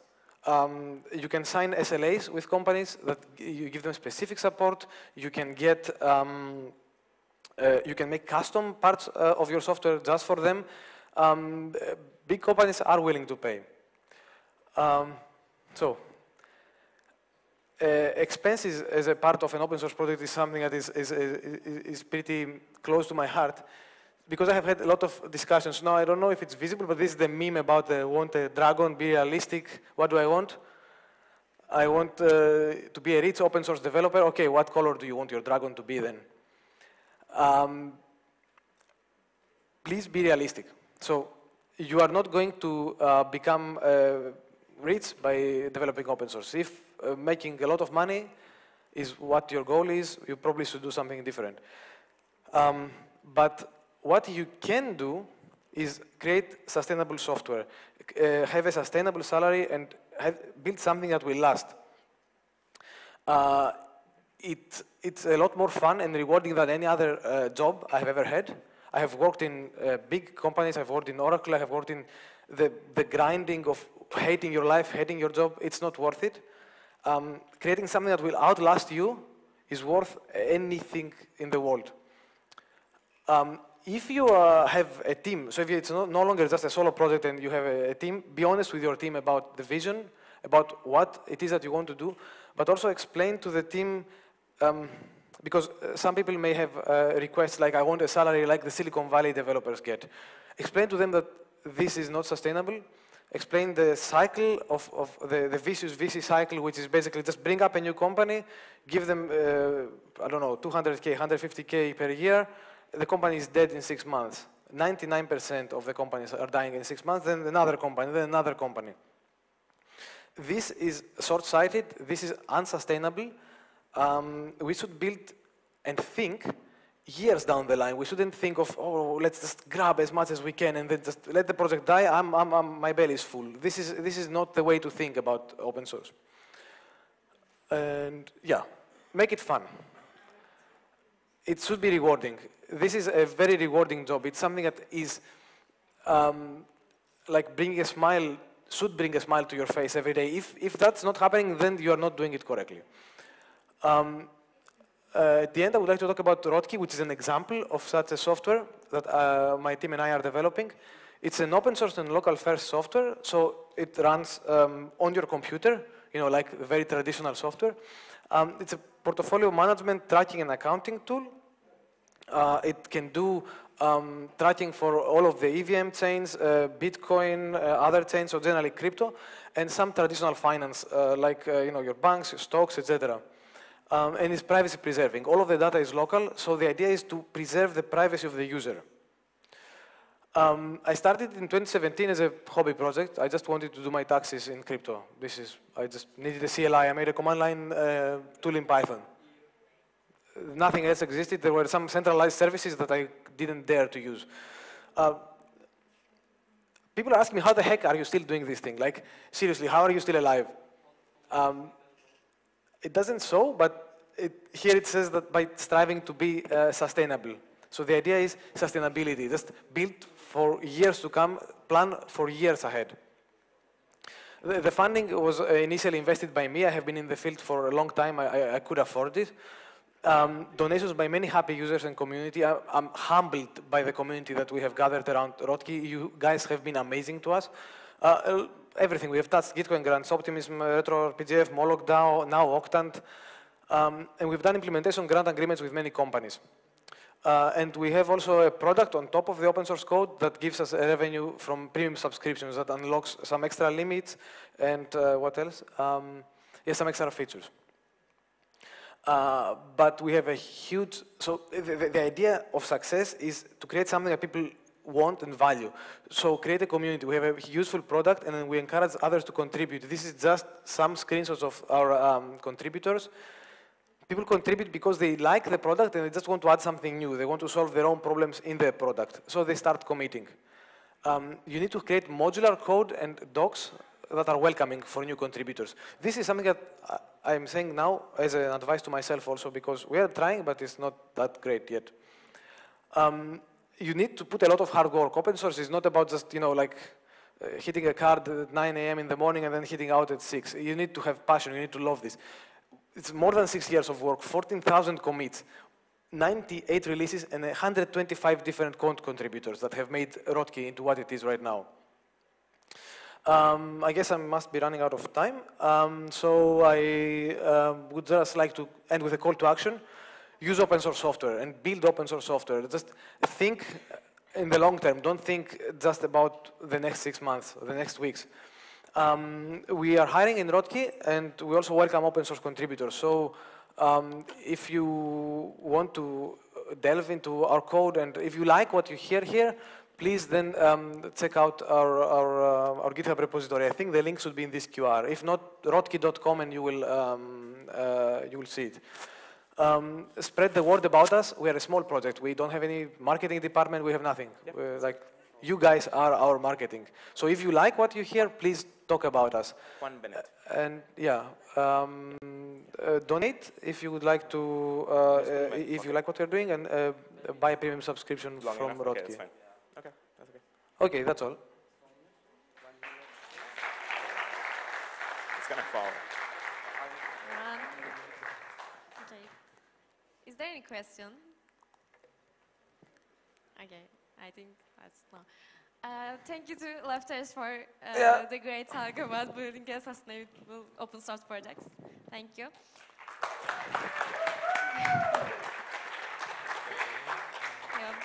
So, our next speaker, Juan Bennett from Protocol Labs, will talk about how do we build a much better future for all humanity. Please big round of applause for him. Yeah.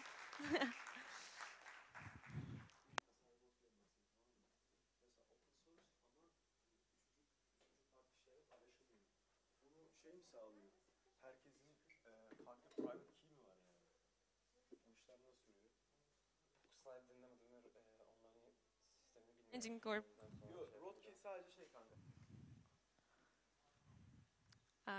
We are arranging our presentation. Wait a minute. Okay.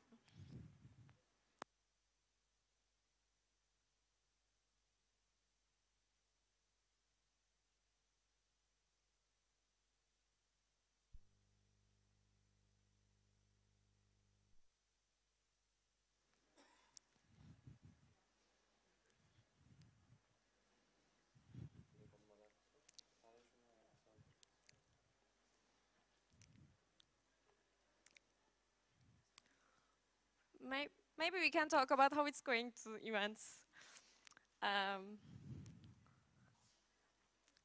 Are there anyone to talk about our events, not DEVCON? Because we are working for that like 6 months and 25 with 25 teammates.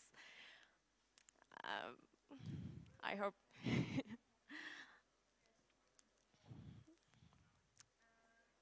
Yeah.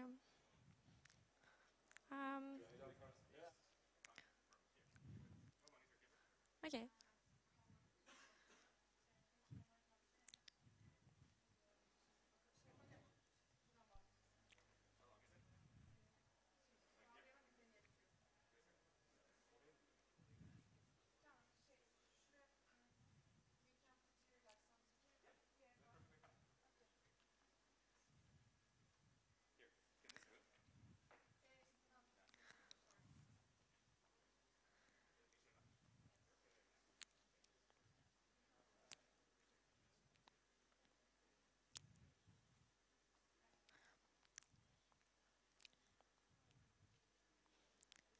Okay, I think everyone's schedule quite busy for this week.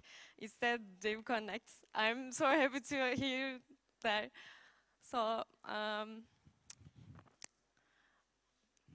don't know.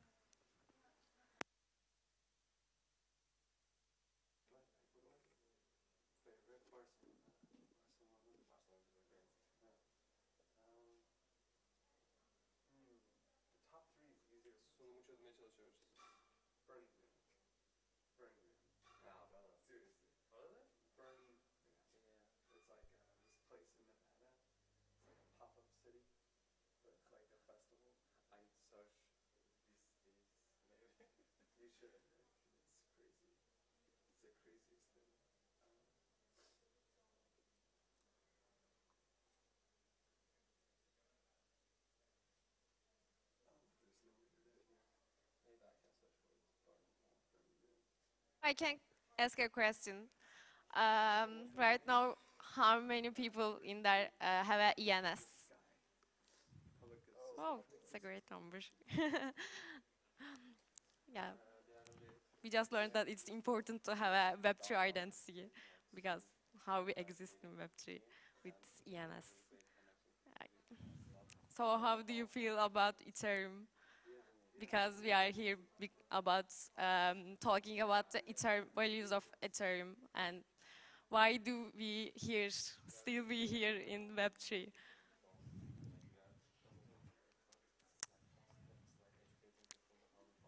Okay, anyone talk about that? Okay.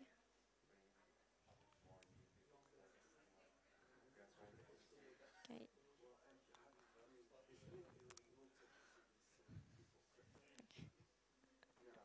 In the technology conference, we have a technical problems. It's so sad, but.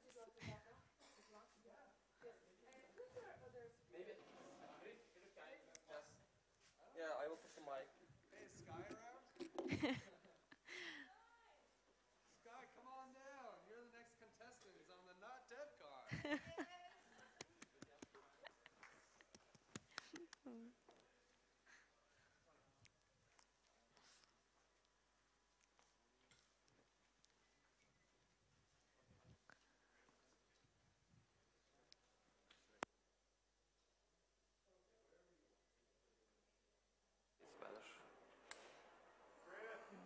GM.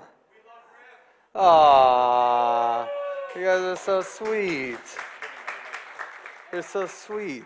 So Sky, you love Sky too. If you don't know him, you will love him soon. So he's got to get mic'd up too. We're going to talk public goods sustainability, public goods whatever, and we're keeping it chill. None of that like screen stuff. Wow, that's such an old picture of me. Testing, testing. That was like, look at that, there's no gray in the beard. That was before the DAO put this here, you know? Are you mic'd? Oh, nice. Testing, yes. Nice. So public goods, man. What do you think about public goods? How do we make them sustainable? I am a big fan of public goods. I've been in the DAO space for a while, and people like Griff and Kevin Iwaki are the reason I also like public goods.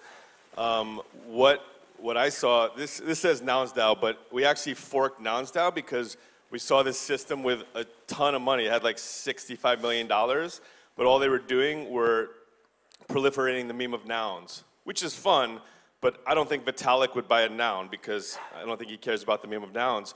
But we said, let's take that mechanism that has a shitload of money and let's give it a mission to fund experiments in the public goods space. So we created a fork, easy fork of nouns called Public Nouns DAO.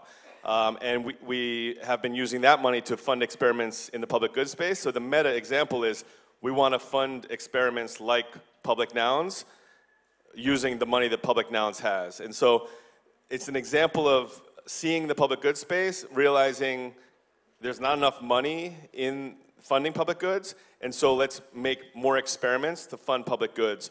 And so what I think the space needs is way more experimentation. We have a whole bunch of systems that we can go through now that are amazing in the public goods space, but anyone that has ideas for new, because when we created Public Nouns, we knew we weren't going to raise trillions of dollars to fund all the public goods that need to be funded, but there's an exponential effect where if you create something that funds experiments in the public goods space, maybe you're going to fund, maybe Giveth, maybe Gitcoin, maybe Public Nouns is going to fund the next thing that's going to raise $1 billion to fund public goods. And so it has this exponential effect. And so I think that applying that logic to the public goods space is what we need. Totally. And maybe we'll just backtrack for the ITU crew that's like public good. What? What are you even talking about? Public goods is a huge meme in the crypto scene. And most of the time we're talking about open source software, right? Is a public good. It's something that everyone can enjoy and you can't really exclude people from enjoying. Public goods in the normal world are basically things that nonprofits and governments provide. And, you know, not businesses. Because it's really hard to have a business model with revenue when you're providing value to everyone. And that's the challenge.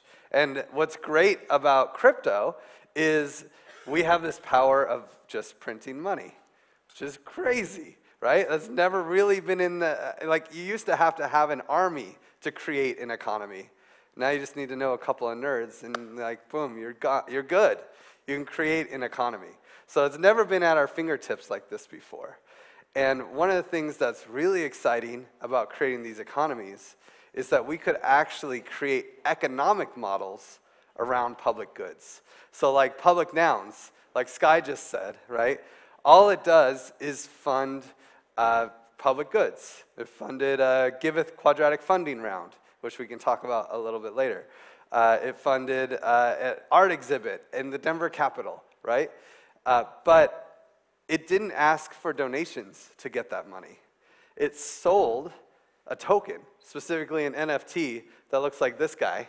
That must be yours, right? Yeah, that's mine. Yeah. That's a Radical, so if you know Radical, the project, the heads of Public Nouns are heads related to organizations that are in the public good space. So that's a Radical.xyz head.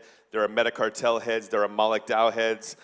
There will hopefully soon be Giveth heads. There are Gitcoin bot heads.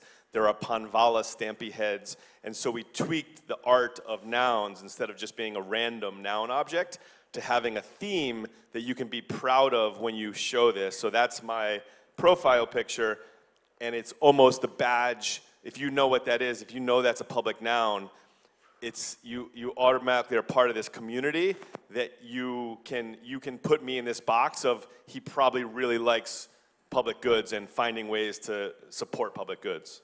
Yeah. So there's like, in the public goods space, I like to break it up into two different realms. There's the economic games to fund public goods, and then there's the donation games to fund public goods. So the economic games all kind of have this same model. You issue a token, like Public Nouns, an NFT, or it could be like OP tokens, right? And by the way, I'm ripping this off of Lauren, who's in the front row. She gave a great talk at How to DAO yesterday. where she really breaks it down. So if you find that on YouTube, that's going to be a better example because I don't have slides. But there's, you have your project, you have some kind of value you want to create for the world, so you issue a token that you can give to people who create value. Those people that create value, maybe they create value by giving you money, maybe they create value by doing labor, maybe they create value just by being experts and judging things correctly, right? There's lots of ways to create value. So you issue a token to reward those value creators. But that doesn't matter if no one wants to buy it. So you could, I've made lots of tokens, that that you've never heard of. The DAO, 27, testing things. You can make a token. If no one wants to buy it, it doesn't matter, right? So the real challenge is actually ensuring demand for your token and creating a market where you issue tokens to reward the people creating value in the public goods space, and then you create demand for that token. And usually you still need some kind of scarcity to build around. These economic models are amazing because you can reward abundance creation. And generally, capitalism is the enemy of abundance. To make profit in the capitalistic system, and not the free market system, but specifically this very capitalistic system, you have to have some kind of scarce resource to gate access to. Whether you're selling hot dogs, selling tickets, you need scarcity. And that's still true in these economic models. You need some kind of thing that this token, you only get this if you have this token. So you still have to ensure that demand, but once you have this magical sauce, you can create a marketplace, right? And then you get a bonus in here where speculators come in and start creating another demand system for that token that you created, because now they can make the market more efficient, and so they have to hold the tokens to do it. So you get kind of this bonus use case once you've created this double-sided market. And some examples of that, so the scarcity is what makes something scarce, but assigning superpowers to why you would want one of those scarce things is part of that important part. So if you have a public noun, the superpower is you're one of 210 holders that get to decide how to divert $350,000 of ETH towards causes in the public good space. If you have a Give token, which powers the Giveth ecosystem, which is actually a really complex system that does a lot of amazing things, but one of the things you get to do is you get to boost and curate the list of all the projects on Giveth that in order. So when you go to a web page, there's unlimited scrolling. If you're on the 10th page down, no one sees that project. But what you can do is if you have a bunch of Give, you can stake it in the system, and you can stake it behind a project, so you do decentralized curation. And if you really want to, you could get any project to probably show up on the front page, the first 10 Giveth projects, and then everyone gives to it because it's right at the top, right? And then if you have Gollum token, right? You know what you get to do? You get to decide where millions of dollars of ETH staked in ETH staking system gets diverted to which projects just by staking Gollum token. You didn't know what you could do with Gollum token, did you? It's Gollum token, or GLM. And so there's actually reasons to hold these tokens that are scarce tokens. And so those superpowers are what creates a lot of the demand for having those tokens. Yeah. Yeah, and with public nouns, it's just a straight governance token. There is a pool up there, and if you have a public noun, well, you had to send money to that pool, and now you get to decide which public goods get it. I think optimism is probably the big one. I don't know. Optimism, retro PGF, right? Retro PGF is a really cool mechanism of distributing the rewards for public goods. Because there's a lot here, there's one thing is getting the money to fund public goods. The other thing is distributing the money to the people who are providing public goods. So retro PGF is an interesting mechanism where, specifically in optimism, they just printed OP tokens. They got investors, they have a business model. Hey, we're gonna create a blockchain, a roll-up on top of Ethereum that people will want to use, and people will pay gas fees. And maybe one day, we'll use those gas fees to buy OP tokens. Well, we're not going to say that because that might be illegal, but that's probably the business model, right? So then they're saying, well, we're also going to create 19% of all OP in existence is going to fund retroactive public goods funding in optimism.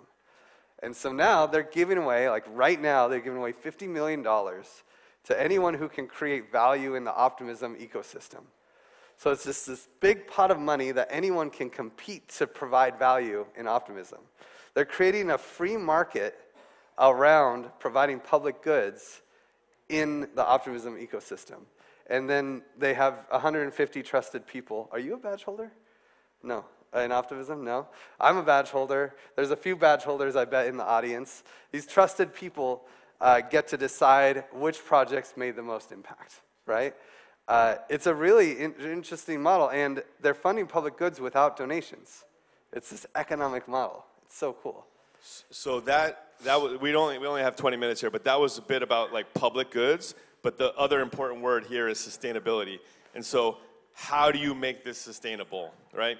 That's why these new systems that we're trying, we're seeing which ones are more sustainable, which ones are not. But the thing that I really like, so using protocol feeds, if every project that had like a big protocol, whether it's a DeFi protocol or an L2 protocol, started giving a percentage of their money towards public goods funding, that is a really good sustainable mechanism. Now, what I just learned, so currently the retroactive PGF and optimism goes to public goods in the optimism ecosystem. And ENS has a grants DAO, and I just learned this outside here. ENS has the normal grants DAO, which funds projects in the ENS ecosystem. But the more interesting thing is the grants DAO that's just funding general public goods. And so it's okay to fund public goods in your own ecosystem, but it's amazing if you take part of your money. And Optimism, I don't think, has done this yet. Maybe they have a plan to do it, but ENS is already doing this. They're using some of their fees to fund just all general public goods. And so if everyone had a portion of their money going into systems that were funding general public goods, that becomes very sustainable as all of these systems grow. That's a lot of money that's going to be going towards public goods funding. How that money gets distributed and how you evaluate and how you then re-up is the next steps down the line, but coming up with where the funding is coming from is the first step in that. Have you seen any other cool new mechanisms out there that you're excited about? Kevin Owaki, just as part of his Zuzelo hackathon project, if you check his Twitter, he's used Dune to like graph the flows of where all the public goods funding is coming from. You'll probably see some ones on there they didn't recognize and where it's going to. If you have that mapped, it becomes easier to think about how to grow it. I think Protocol Guild, which is funding Ethereum core development, is actually probably one of the most interesting because there's this pot of money. There's a registry made by people that contribute to protocol, to Ethereum, core infrastructure, and they're getting streamed money as part of from this guild. And if I have money that I want to give to public goods and I don't know how to do it, you know what I can do? The easiest thing, I just throw it into the protocol guild, and I know it's going to get through these like pipes to really good, valuable people. I think Giveth has something with like donation.eth. Like if you if you don't know and you just send, if you have extra money to give to public goods, you could probably just send it to donation.eth, and it will go into the Giveth ecosystem. So having easy ways to put money into the pipes that will end up going where it needs to go, because if every project has to figure out how to distribute their own money into public goods, it becomes not scalable. And so it's like the force multiplier. I was just looking up like war terms, like combine, like when you use all the like different parts of a military to like, you get this exponential effect versus just one. If we all do this, put our systems together, you get like 1 + 1 + 1 is 20 instead of 3. Yeah, I'm excited to see a little checkbox underneath Uniswap and all the swaps where it's just like, would you like to donate to public goods? That's it. You know, it's like you see that at the grocery stores sometime. They're like, hey, you want to spare some change for whatever? You know, it'd be nice to see these things integrated in. And then the protocol can decide where that money goes. But just giving the end user like an opportunity to start funding public goods. Because it feels good. You know, we all feel good when we donate. You know, when we support, when we volunteer, when we provide value to society. You know, and it's funny that it doesn't have to be quantitative. You know, it's qualitative. You can get a qualitative benefit.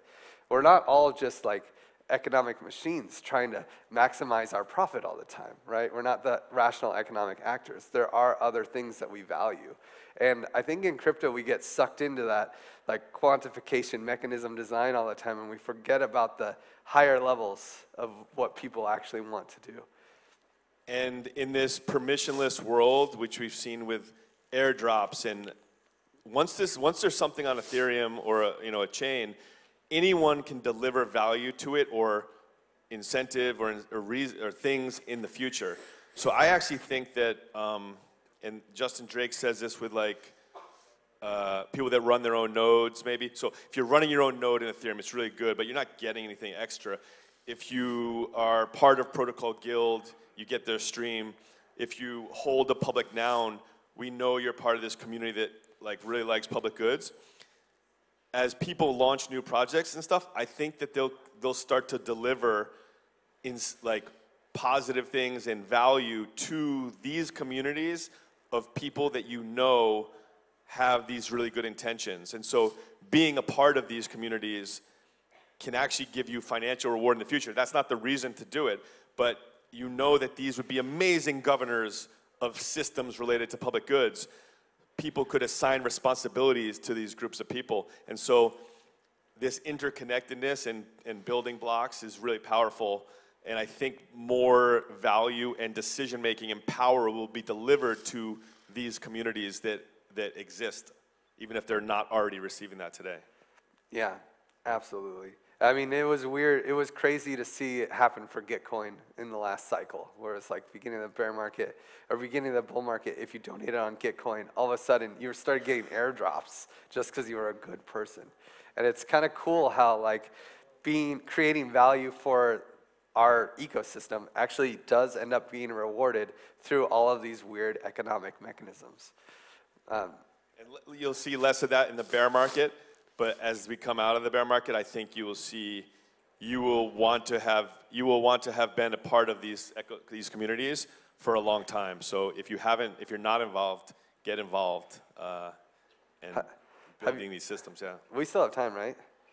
Yeah. We can maybe get the questions. Sure. Questions? Any thoughts? Yeah. Scream it. I'll repeat it. Oh, he's got a mic. Also, dominance assurance contracts. Have you seen that? Yeah. That question will be about the sustainability. As I know, you had a problem in the optimism community for like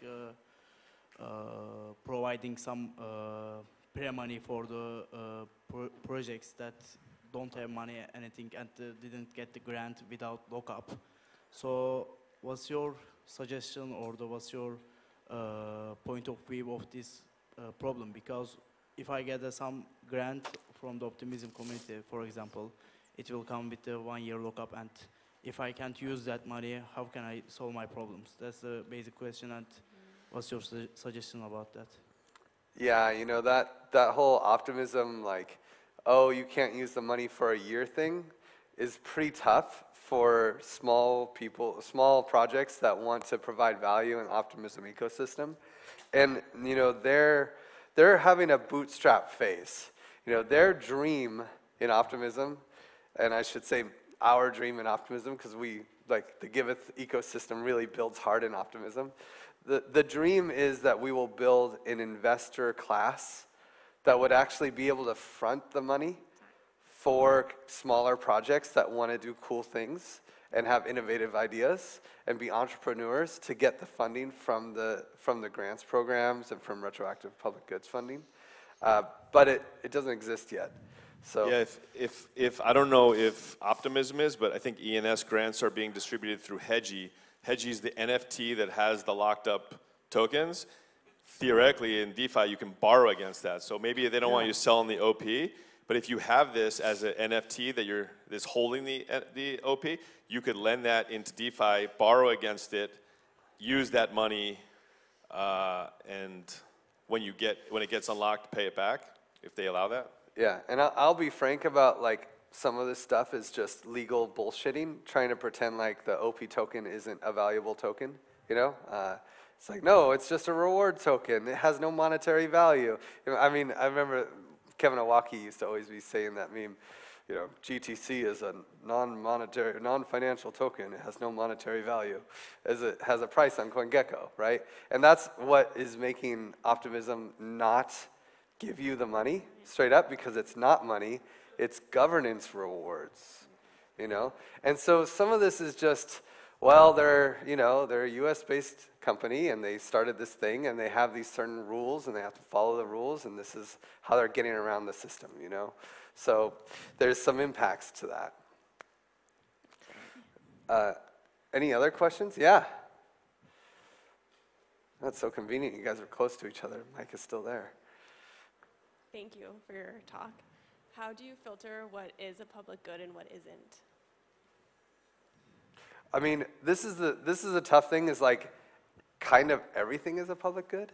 Like there's a classical definition of public goods that's like non-excludable, non-rivalrous, and there is nothing that is that. Like, you know, it's like radio waves. If you have a radio, you know, like even, you know, you could say air is a public good unless you pollute it.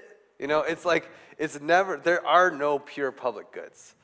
But if you kind of make it a little bit wider, you could say like anything that's providing value to the public, you know, right? So like a lot of things are public goods.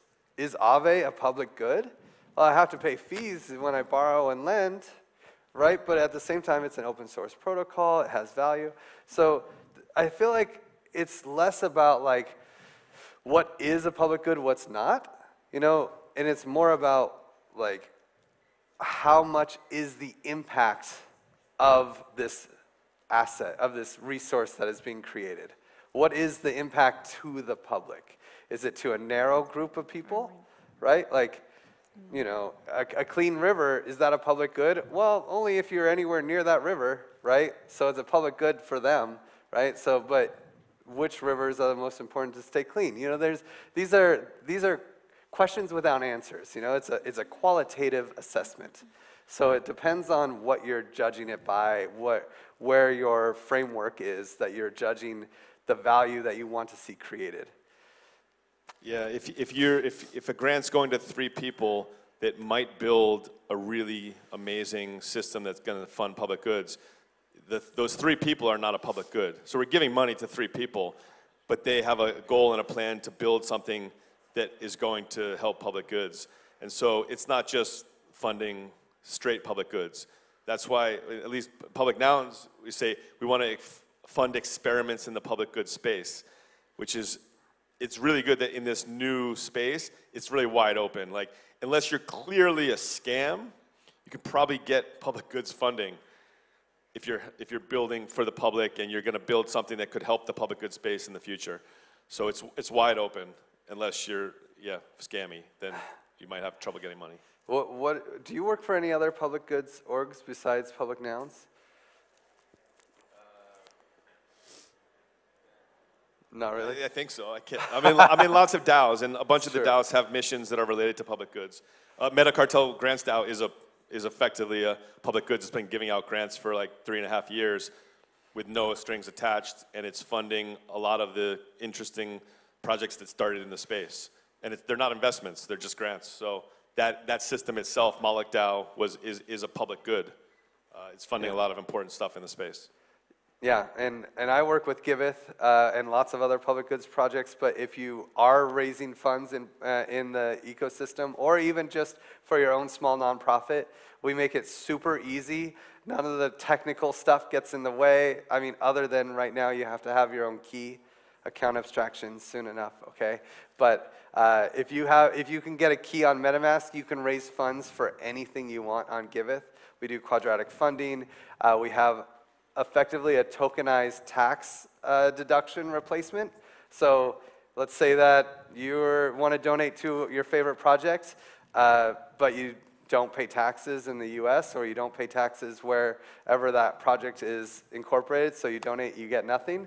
Well, on Giveth, if you donate to any project, we don't care we don't care if they even have a legal entity, we will give you Give tokens, as long as they're a verified for good organization. So it's kind of like its own jurisdiction with a tokenized replacement for the tax deduction. So I see Soil DAO out there, yeah, doing it. They just raised a bunch of money on Giveth. So definitely check it out if you have any public goods projects, and we have all sorts of fun stuff to play with. Okay, thank you guys. Thank you, Very out guys. of time. Thank you for a big round of applause.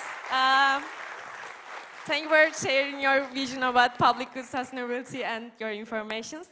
As a blockchain, we are a non-paid students community. In other words, we are a public goods, so we are know the importance of the sustainability public goods. We're also in Retro PGF if you want to provide us.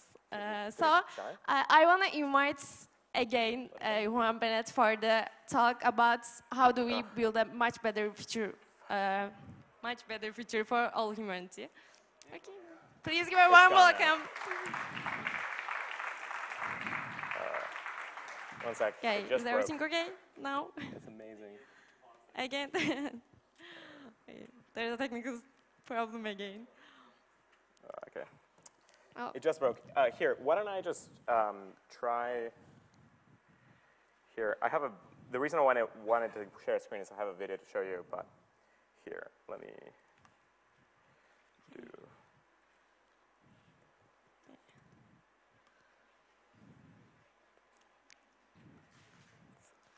Also, I want to talk my teammates or IT blockchain community, which has made this event possible with the non-paid community.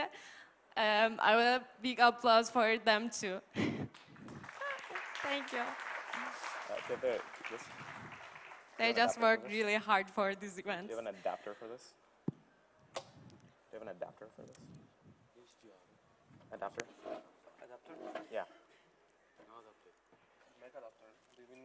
Just, yeah, an adapter for here, for USB. Yeah. Okay, well, bummer. Here, just what we'll do is no, you can't even show this, right? Because the cable wasn't working. We're just having a hard time to building a much better future. So maybe we can wait a little bit because future is waiting. It like literally broke. It was like ready to go and literally broke right as I was getting on stage. Maybe no? I don't know because also we are out of time. Yeah, no. Yeah, it makes sense. Yeah, sounds good. I think cool.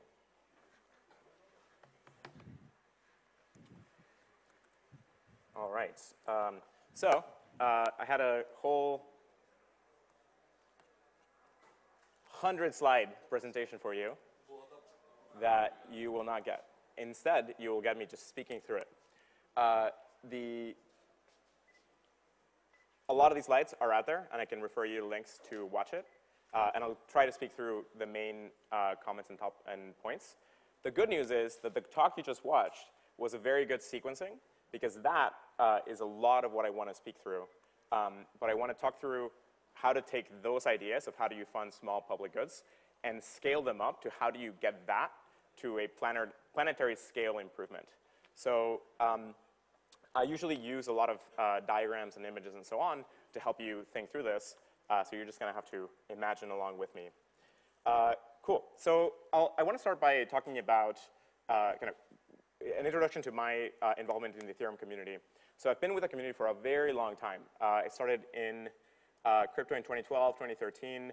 At the time I was making IPFS, I used to be pretty involved with a lot of the people in the early, what eventually became Ethereum, people like Vitalik and others. I used to hang out with them before Ethereum became a thing. And as Ethereum started, there's a lot of promise in the potential for it to be a great coordination point for a lot of the people that saw the potential in cryptocurrencies like Bitcoin and so on, but created a much more programmable environment. And so along the years, a lot of I and a lot of people in the IPFS community have been collaborating with the Ethereum community in a lot of stuff. So the networking stack of IPFS became libp2p, which now powers Ethereum 2. I contributed a bit to the Ethereum, the first Ethereum clients that eventually went to, that eventually launched the network. I started Protocol Labs, an organization that does a lot of R&D in the long term. I started the Falcon project, which is a very strong friend and collaborator to the Ethereum network. I've worked on the FVM, which is a lower layer hypervisor where you put EVM on top, and now you can make it WASM compatible, and so on. So I've been kind of in and around the Ethereum community for a long time, close to 10 years now. A lot of the organizations and groups that I participate in and so on have been helping shape a lot of the tech that the Ethereum community ends up using. And so we have like amazing stories of massive collaboration across lots of projects. Now, what I want to, there's a lot of one of the really cool things about the Ethereum community is that it creates a great collaborative space for a lot of other communities to form. And it's a great seeding ground for lots of groups to get started. So as an example, the public goods space recently that you just heard about got its start in and around the Ethereum community. There's a lot of energy that people bring to this group that's extremely, extremely valuable and extremely positive. It's a really optimistic vision of the future. Now, I want to talk a bit about the larger scale problems that we have. Right? So when you think about where you are today in your daily lives, you can sort of look around, and most of your day-to-day tends to be organized in terms of what matters to you short term. It's very difficult to think very long term. It's difficult to think 10 years out. It's difficult to think 30, 40, 50 years out. And the same thing happens when you look back. It's difficult to imagine what life was like 50 years ago, or 100 years ago, or 1,000 years ago. But the thing when you get that broader perspective is that you start looking for the patterns that emerge and what are the kinds of things that are likely to be true in the future. What are the things that are getting better or getting worse? And when you reflect at that scale, you can see that humanity is getting dramatically better over time. Like the story of the last 1,000 years is this amazing story of improvement. Whenever you look around at the human condition and you measure it on all kinds of things, like how many people die every year, how many people suffer from deadly diseases, how many people have access to basic resources, how many people have access to water, shelter, all of these things. For the most part, across the world, life is getting dramatically better. This is a really great news story, but unfortunately, good news doesn't travel really far. So it means that news outlets don't tend to report on this kind of stuff because good news doesn't sell advertising dollars, right? Or lira or euros or whatever. So in general, most of the media that you hear day to day is extremely negative and pessimistic because that's what gets people riled up and looking at a lot of stuff. So, but in reality, the world is getting dramatically better decade over decade, century over century, millennia over millennia. And so what I want to talk about is like how that happens and where are we today? And is that going to continue? Or does it have some potential for change? So the process that drives that improvement is our learning about the world and the universe and translating that into concrete knowledge. And so this is the science process, right? You go and discover things around the world. You think about physics or chemistry or biology or math. And using those, you learn and understand what's going on. And through that knowledge, you're able to harness that and put it into, eventually, technologies and products and so on. So you have a very healthy life today because people in the 1700s or 1600s were figuring out that, hey, the water was full of microbes, and some of those are dangerous, and then you can create other processes that get rid of that kind of that kind of problem. And so the scientific and technological advances along the way have just made humanity drastically better and better and better over time. Now, however, today we have unlocked a certain level of power and technology that is extremely, where the power is capable of extreme harm all the way to potentially wiping ourselves out, right? So we have finally gotten to the level of technological capability where we have the ability to wipe out the entire species. We're causing this massive extinction event on the whole world, in all of the other species on the planet. And we're creating this huge climate crisis that might kill hundreds of millions to billions. And at the same time, we're like making AI that might potentially become super powerful. And so this is an extremely critical century. In this century, you, individually, over the next few decades, are going to live some of the most important moments that our species has ever gone through. And how we shape and make that technology, what do we do with things like climate change? What do we do with things like AI? What do we do with things like nuclear? How you shape the tech and how you shape the structures and society around you is going to change the course of history. At the end of the day, the world is highly malleable. You can change the structure of the political landscape around you, how your communities coordinate, how you and what you and your friends and the people you know work on, and those things can dramatically affect the outcome of the world. So, how is all of this related to crypto, and so on? The most fundamental improvement that comes out of blockchains is coordination structures. The ability to create a smart contract on a chain that is able to organize lots of people is tremendously powerful.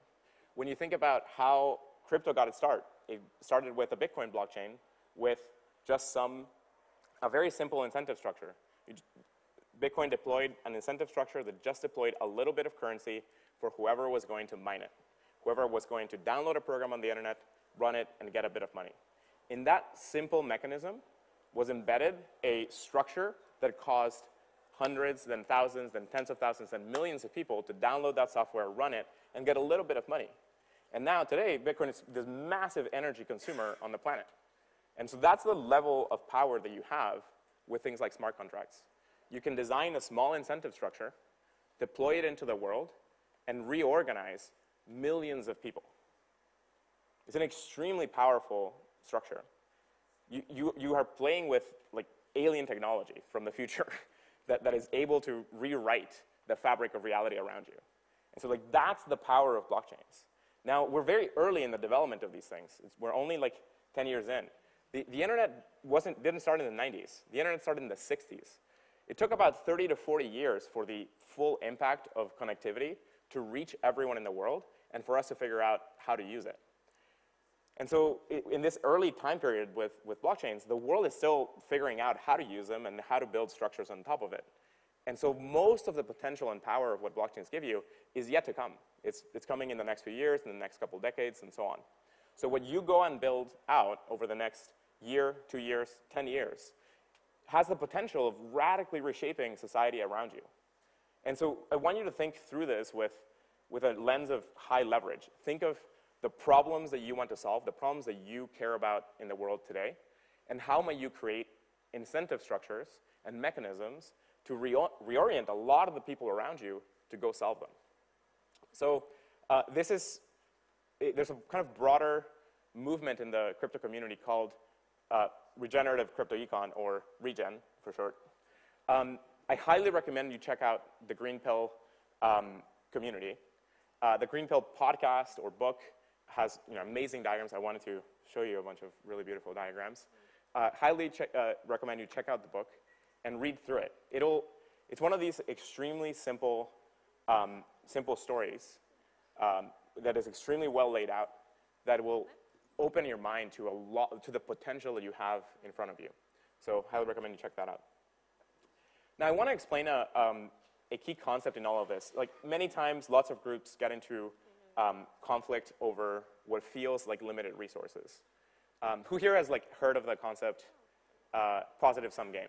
I mean, I've heard it multiple times here, but about half the room, great. normally, in your day-to-day, you tend to think of things as zero-sum or negative sum. And that's how most of humanity has thought about the world. And you occasionally hear about positive-sum games. But this is a completely broken view. Most of human coordination and most of our interactions tend to be positive-sum. Most of what we do day-to-day tends to be positive-sum. Everywhere you look is the building itself, the stage, the technology that you have, the clothes that you're wearing.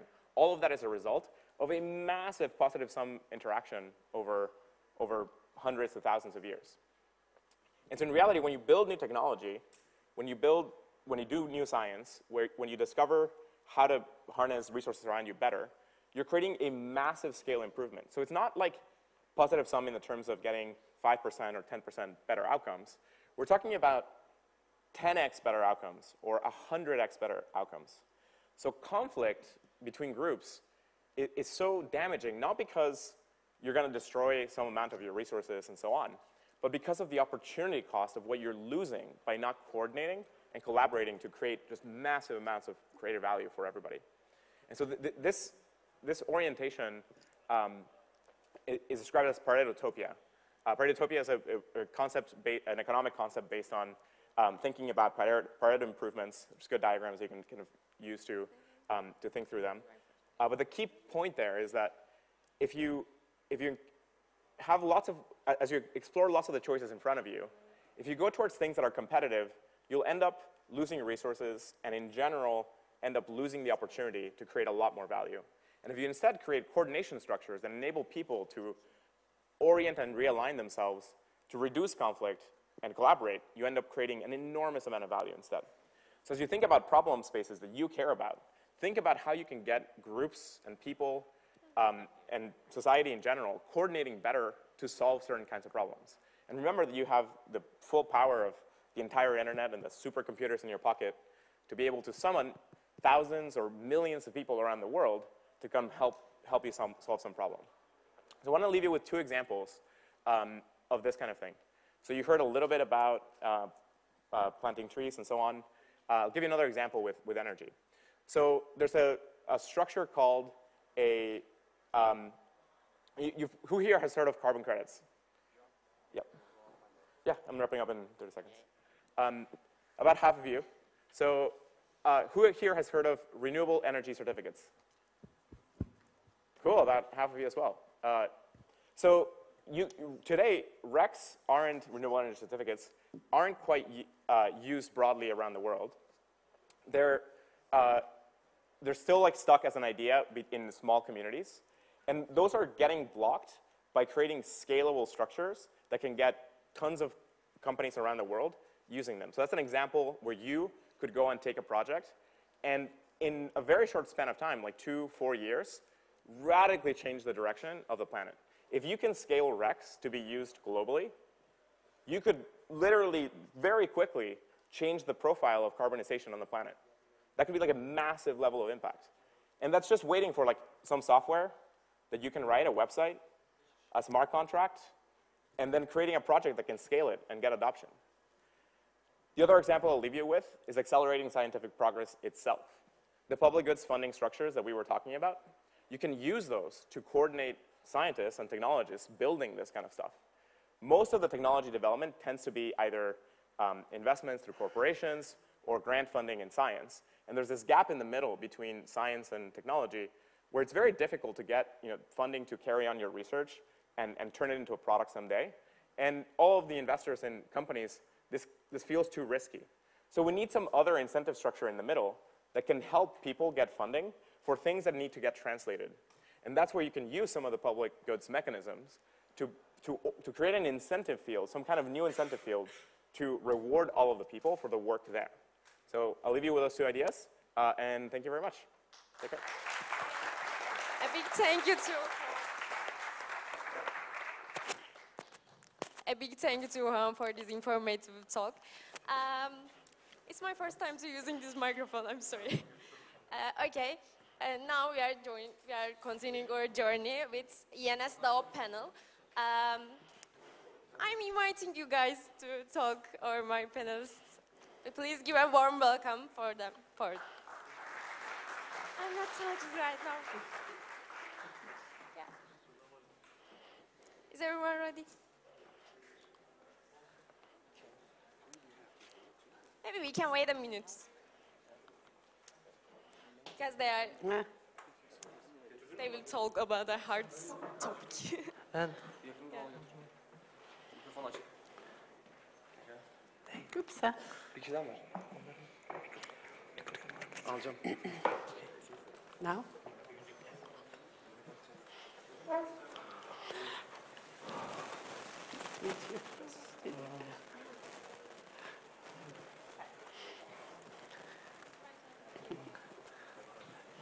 We're doing a bit of a mashup. This is why this looks very disorganized, but it really isn't. So we're gonna start with a little bit of a review of what we've been doing in terms of public goods funding as ENS. You heard Sky mention it earlier. We're gonna go a little bit deeper into what that actually means and why we're doing it. And then we're gonna have a panel with some of the grantees that actually, you know, are manifesting what public goods funding actually means in real life. So there it is.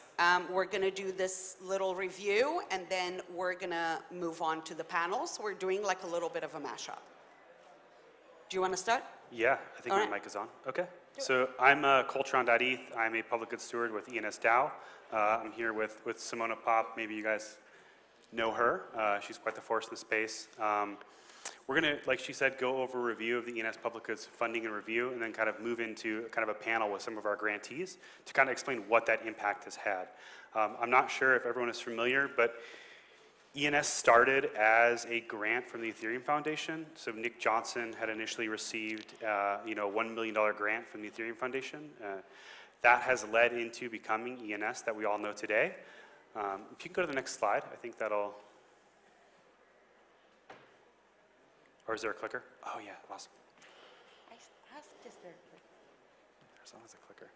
So ENS started with a grant. Like I said, it was a $1 million grant from the Ethereum Foundation to Nick Johnson, and is what we know as ENS today.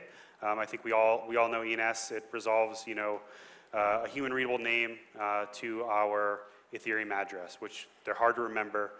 It's difficult. I think we all see the value there. It's something that Vitalik mentions in almost every one of his talks. With ENS, kind of funneling down where that has come to today, ENS DAO, came to life in November 2021. We started a DAO, there's a token. But with that, we have a mandate for how we use the protocol treasury. The DAO manages the treasury itself, and Article 3 of the Constitution has a mandate to fund public goods. This is really focused on everything outside of ENS. So it's kind of, there's some misunderstanding sometimes about, ENS has public goods and they do grants. So you must be focused on giving grants to ENS projects. Actually, for ENS public goods, we want to fund everything else in the broader Web3 and Ethereum ecosystems. So what does that look like? Sorry, I was about to tweet, but okay. What does that look like? And I think we can move to the next slide. I got you. You got me. Okay. So one of the main things that tends to happen, which really annoys me personally, is that we chat a lot about public goods. Public goods this, public goods that, what is it, what isn't it, how does it work, doesn't it work? It usually doesn't really work, that funding mechanism, which again, we've been exploring and really looking at, and it has been improving exponentially. And I think it's very, very important to look at how we practically manifest the things that we're talking about. And with ENS, and certainly the public goods group and the stewards currently in charge of that, we're in the term that we are serving in right now, it's myself, Coltron, and then Eduardo, who's going to be leading this panel. It's how do we actually manifest this Article 3 of genuinely funding public goods at large. So not something that is exclusively tied with ENS, but something that allows us to pass that funding forward and genuinely, again, bring this into reality versus just tweeting about it. And obviously, it's a little bit harder, but we try. So how we try, and what we've done to try, is we have given over $500,000 to public goods, and in the past 2 years. So the real focus has been, how can we expand the different avenues in which we do this, right? We, again, the Griffin Sky covered a lot of it. Juan mentioned some of the mechanisms, but how do we multiply those? How do we look at different formats of what that looks like versus just sticking to what we already have that, as we said, is by no means perfect and by no means necessarily as effective as it could be. But this is what we've managed to do. And it is my hope that we continue and increase that by a lot. Because moving money and resource around to make sure that meaningful things happen is the way we're going to move the needle, and we're going to push things forward. This is some of the means and the avenues that we've been manifesting that in, right? So we do scholarships, we've got discretionary grants, we did work with Bitcoin rounds, we're hackathons and events where we put up public goods bounties for, again, general public goods. It isn't necessarily a bounty, a sponsor bounty that just is for building specifically on ENS. And I think that's an important piece. And I think that's an important piece to see more of, and hopefully by exploring these, we again move these models into something that can be replicated by a lot of different protocols, by a lot of different ecosystems, by a lot of different projects. So again, highlighting the two most important means that we have used to deliver this funding is small grants. Small grants I am particularly fond of because, again, it does not follow the usual kind of model that we have seen before that, again, has manifested in the past, like, let's say, 3-4 years, but it really, really focuses on this very, very simple way of accessing, of being able to apply, being able to get voted on by the community in terms of who gets funding. So this is like a very beautiful piece in the whole format, and then deliver it to, again, make sure that smaller projects can move along in their journey. And then what we do after small grants, we have large grants. Who saw that coming? This is how much we have delivered, and we deliver it every 6 months. Now, what happens here is that small grants grantees usually move on to larger grants. Why? Because they're at the stage where the funding that they received in the small grants is now creating impact, is now creating value. They have things to show that really stands, testament to the work that they've been doing, utilizing the funds that they have received. So this is incredibly, incredibly important, and that progression is very important because technically you could go from a hackathon where you fulfilled a bounty and maybe you won a bounty for public goods, you then move to small grants, you then move to large grants. See what happens, and then you start on your path. You have this very nice journey, whereas even a few years ago, it would be like, oh, I had a hackathon, I did a hackathon, now what? Now this, and hopefully soon more. Yeah. So before I'm going to pass, Simone and I are going to pass this off to Eduardo, and he's going to do a panel with three teams who have been involved in our grants program. What I really hope the audience can take away from this is that we're really here to fund things outside of the ENS ecosystem and for that broader ecosystem.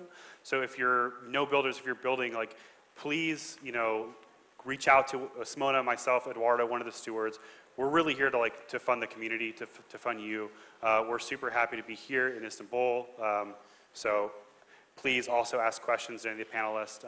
I think there's going to be some lessons learned, and hopefully we can help you submit grants and be successful. Cool. Eduardo?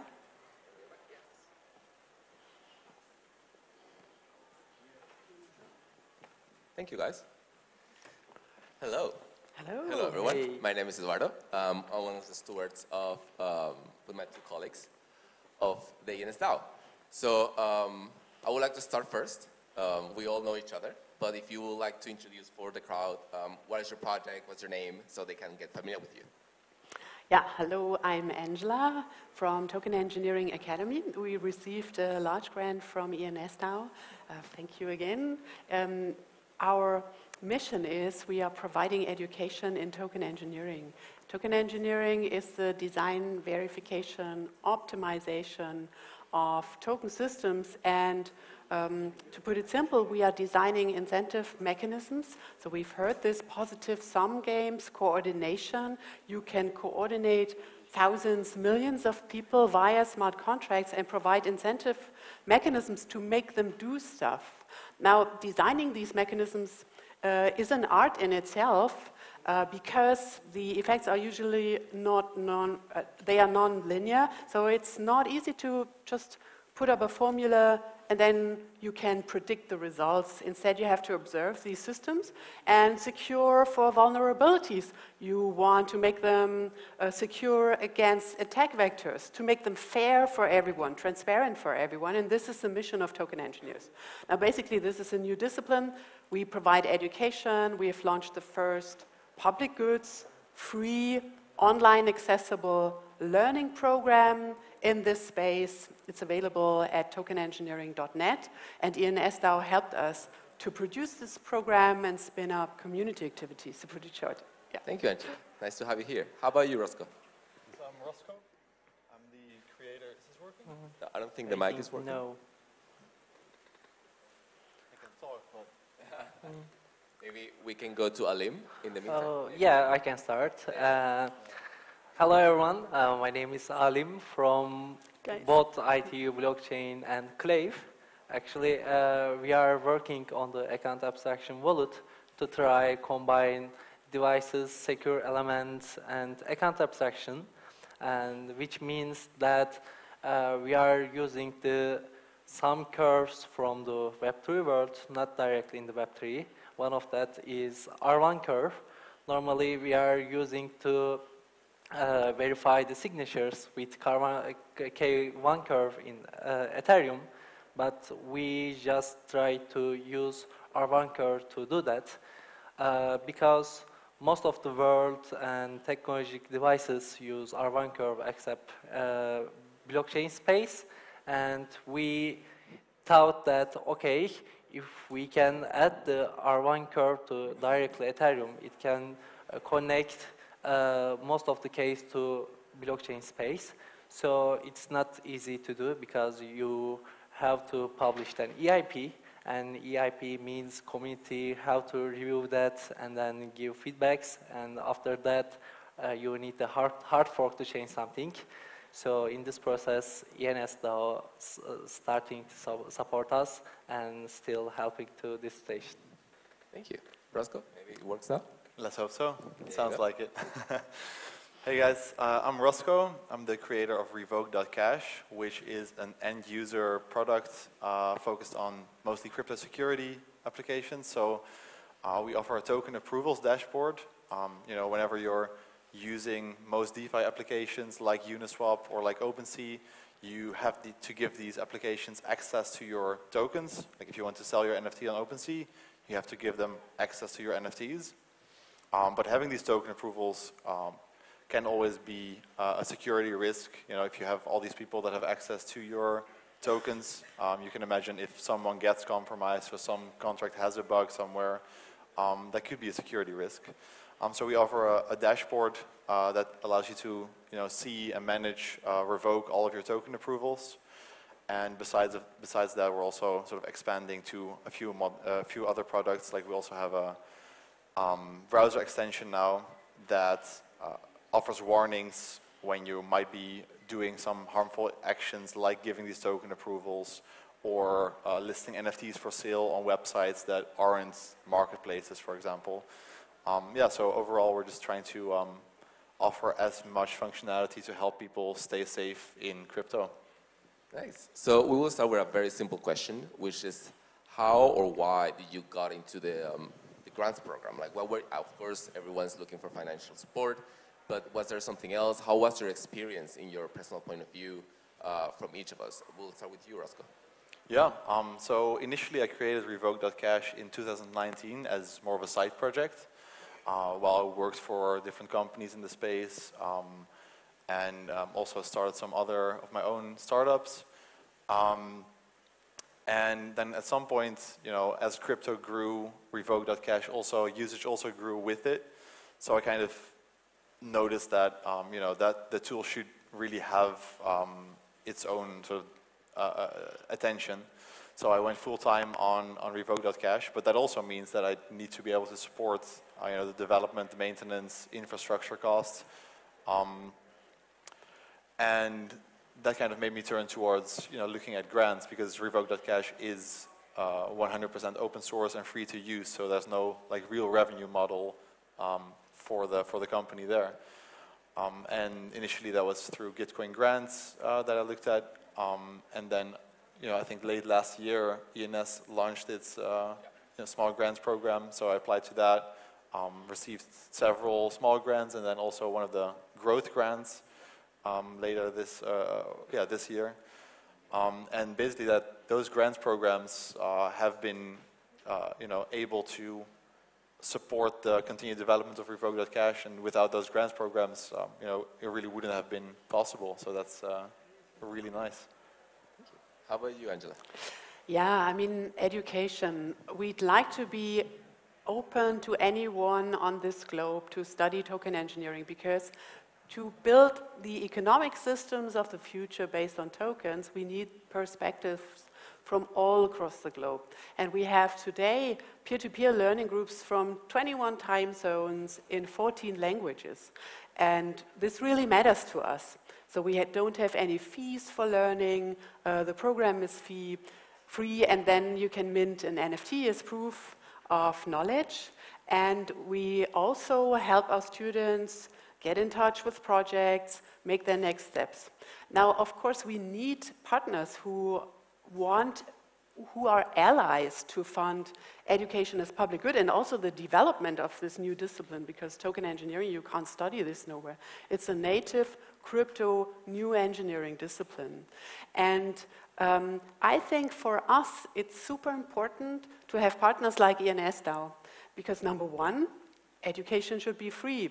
But number two, we want to be really very close to crypto protocols, layer 1, layer 2, to the communities there, because we want to address and be close to the challenges we have.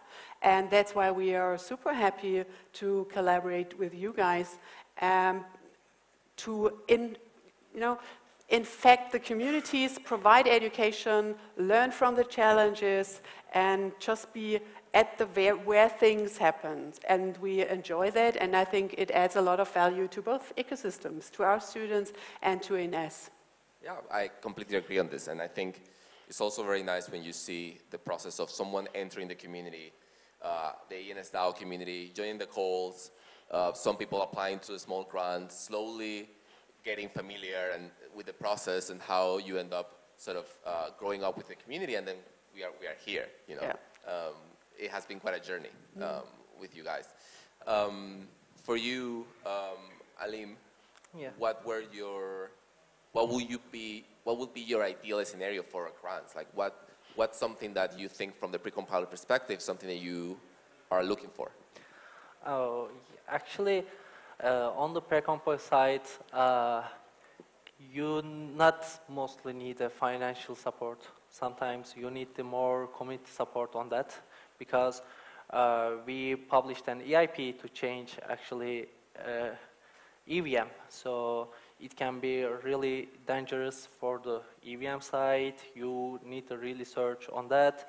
And also you have to search on this topic. We really need to this change. So first of all, okay, we have a case to use that, but also is there any cases to use this precompile on EVM?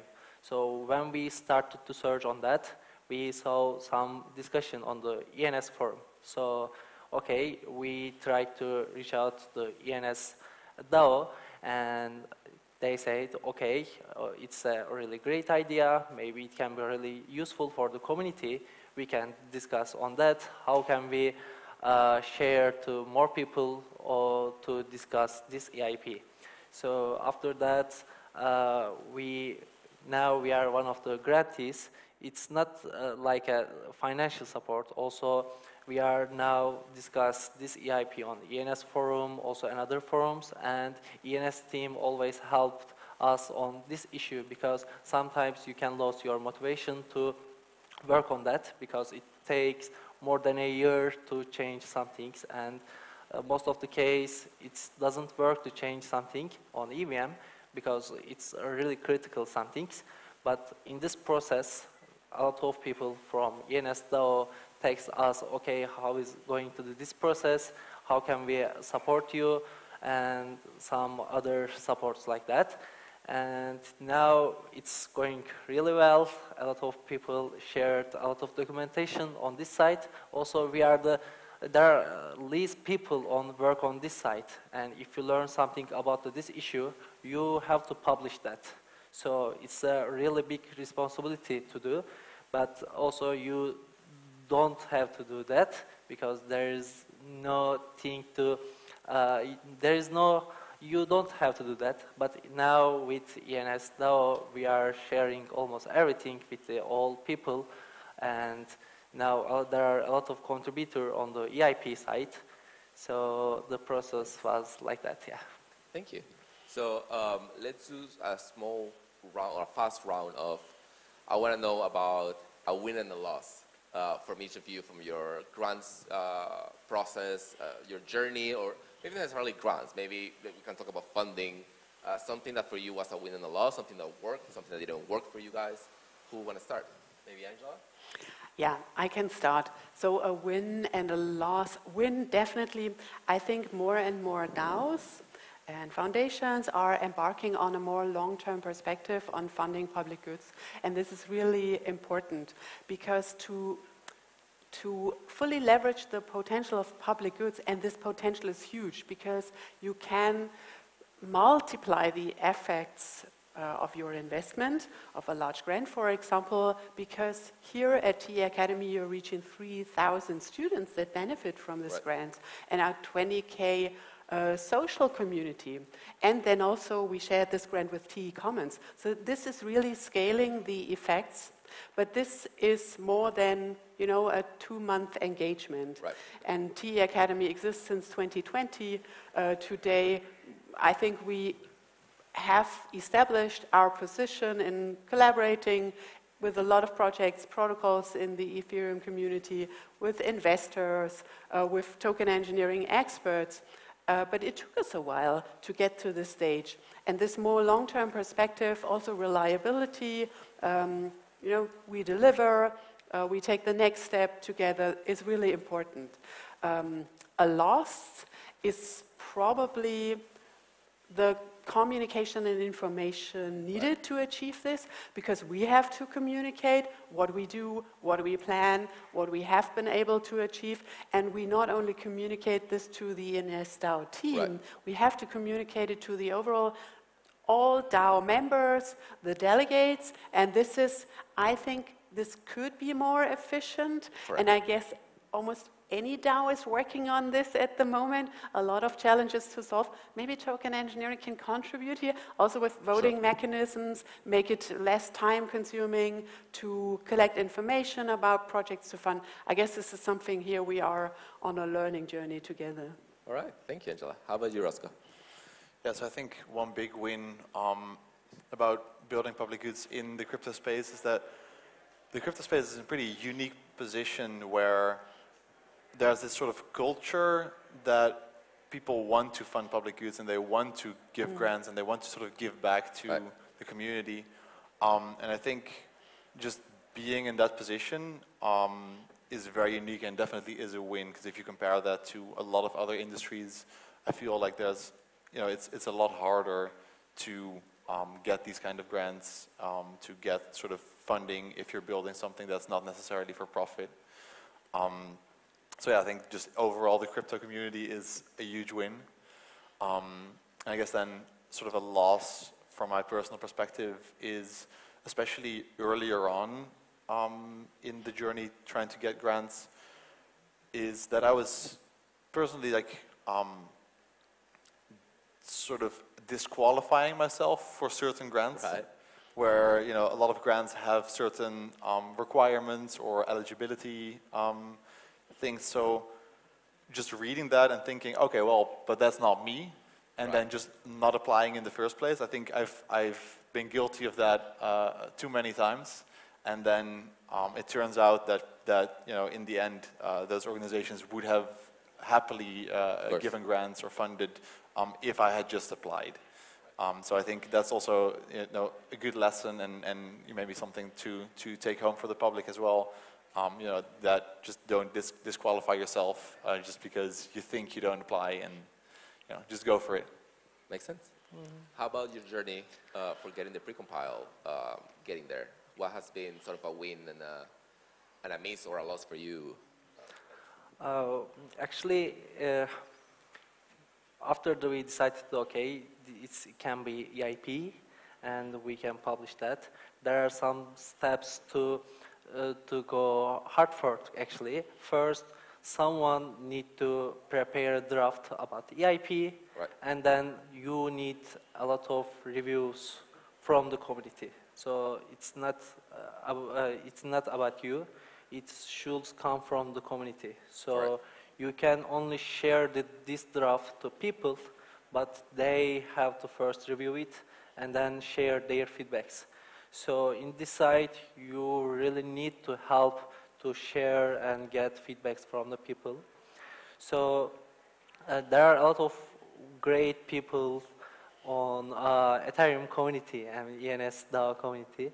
After the share or EIP draft with these people, they started to review that. Nice. Because it's we just published one of the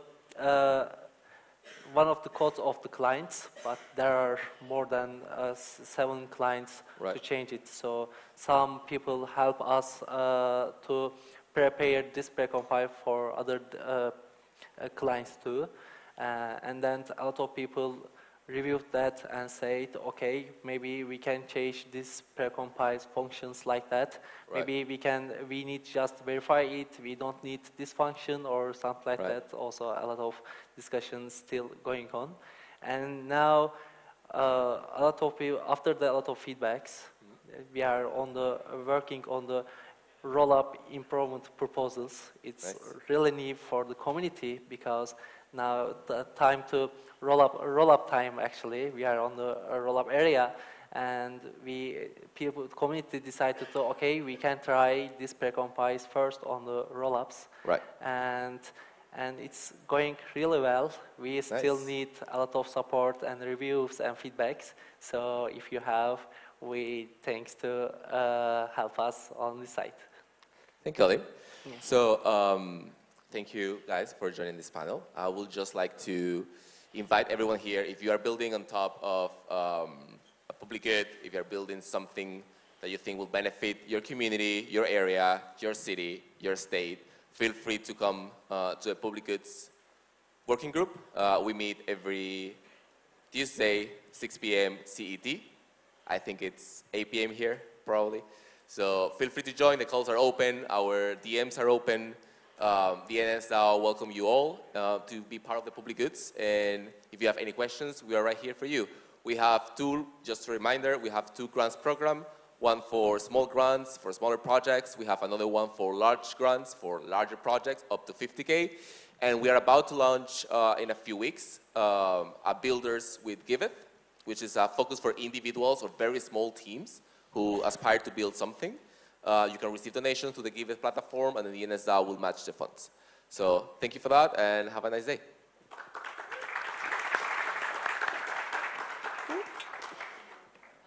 A big thank you to our panelists. Now I want to invite Thomas from Nethermind. Thomas, we will talk about the development of culture. It's very important. Hey, I want a big round of applause for Thomas. Yeah. Hey, everyone. Okay, I guess I need to stand there.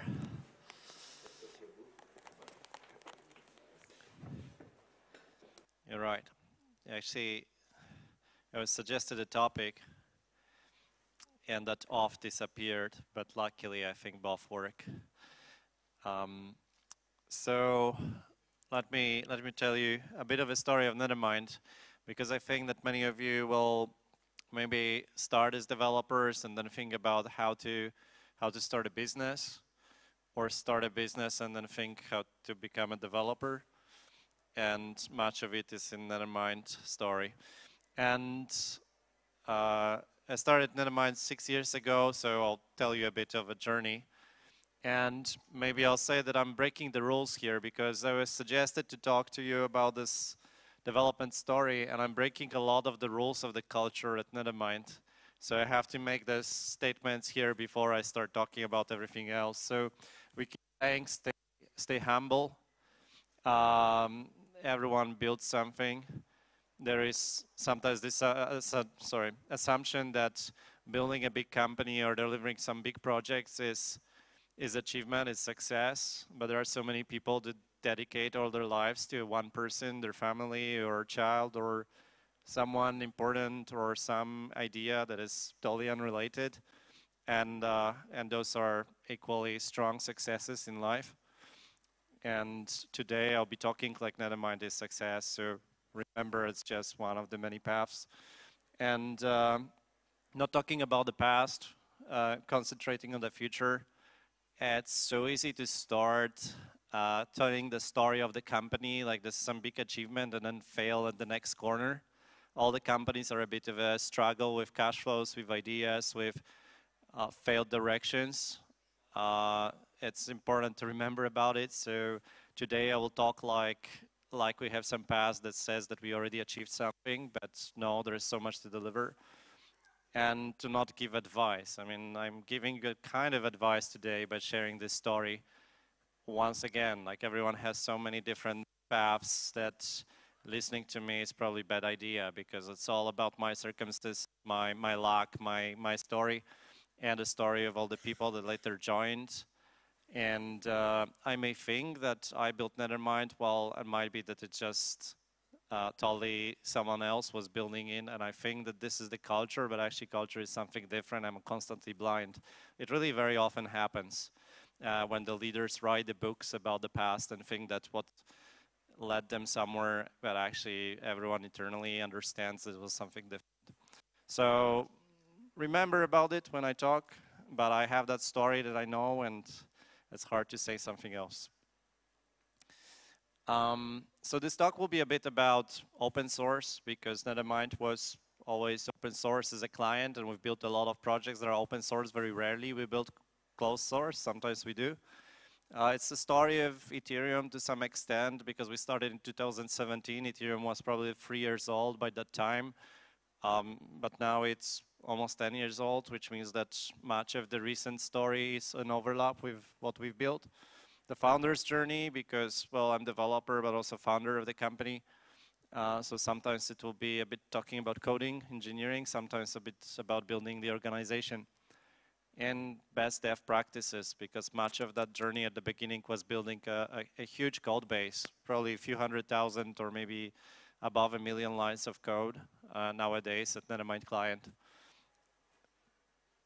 So what we've achieved nowadays, Nethermind on the list of Ether nodes, and we know that it's very flawed and it may not represent properly the list of nodes, but we know that the trend is showing that we keep growing, and that we were somewhere at 1% maybe 2 years ago, and now we show as 40% of all the verifying clients on Ethereum to run Nethermind, but it's not the validating clients, so not the validators.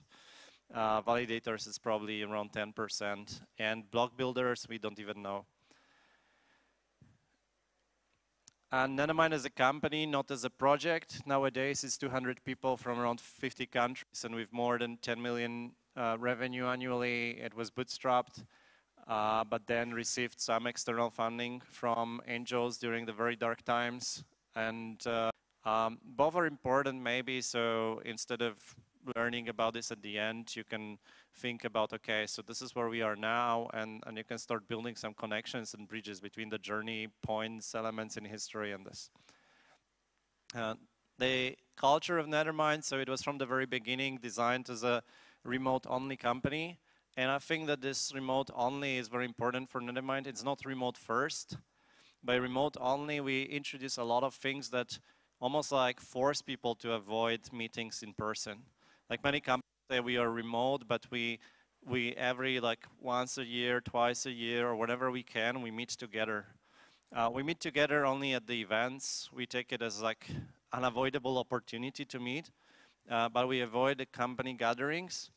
In a funny way, thinking about so many companies fail with the cultural misfits and misbehavior of people, so we can avoid many risks from the human-to-human interactions and force people to have human-to-human interactions actually with their friends and family and not just to make work their entire lives. We want to support better those people who actually want to focus on friends and family and would feel pressured into working with others from a place, flying somewhere or going to the office.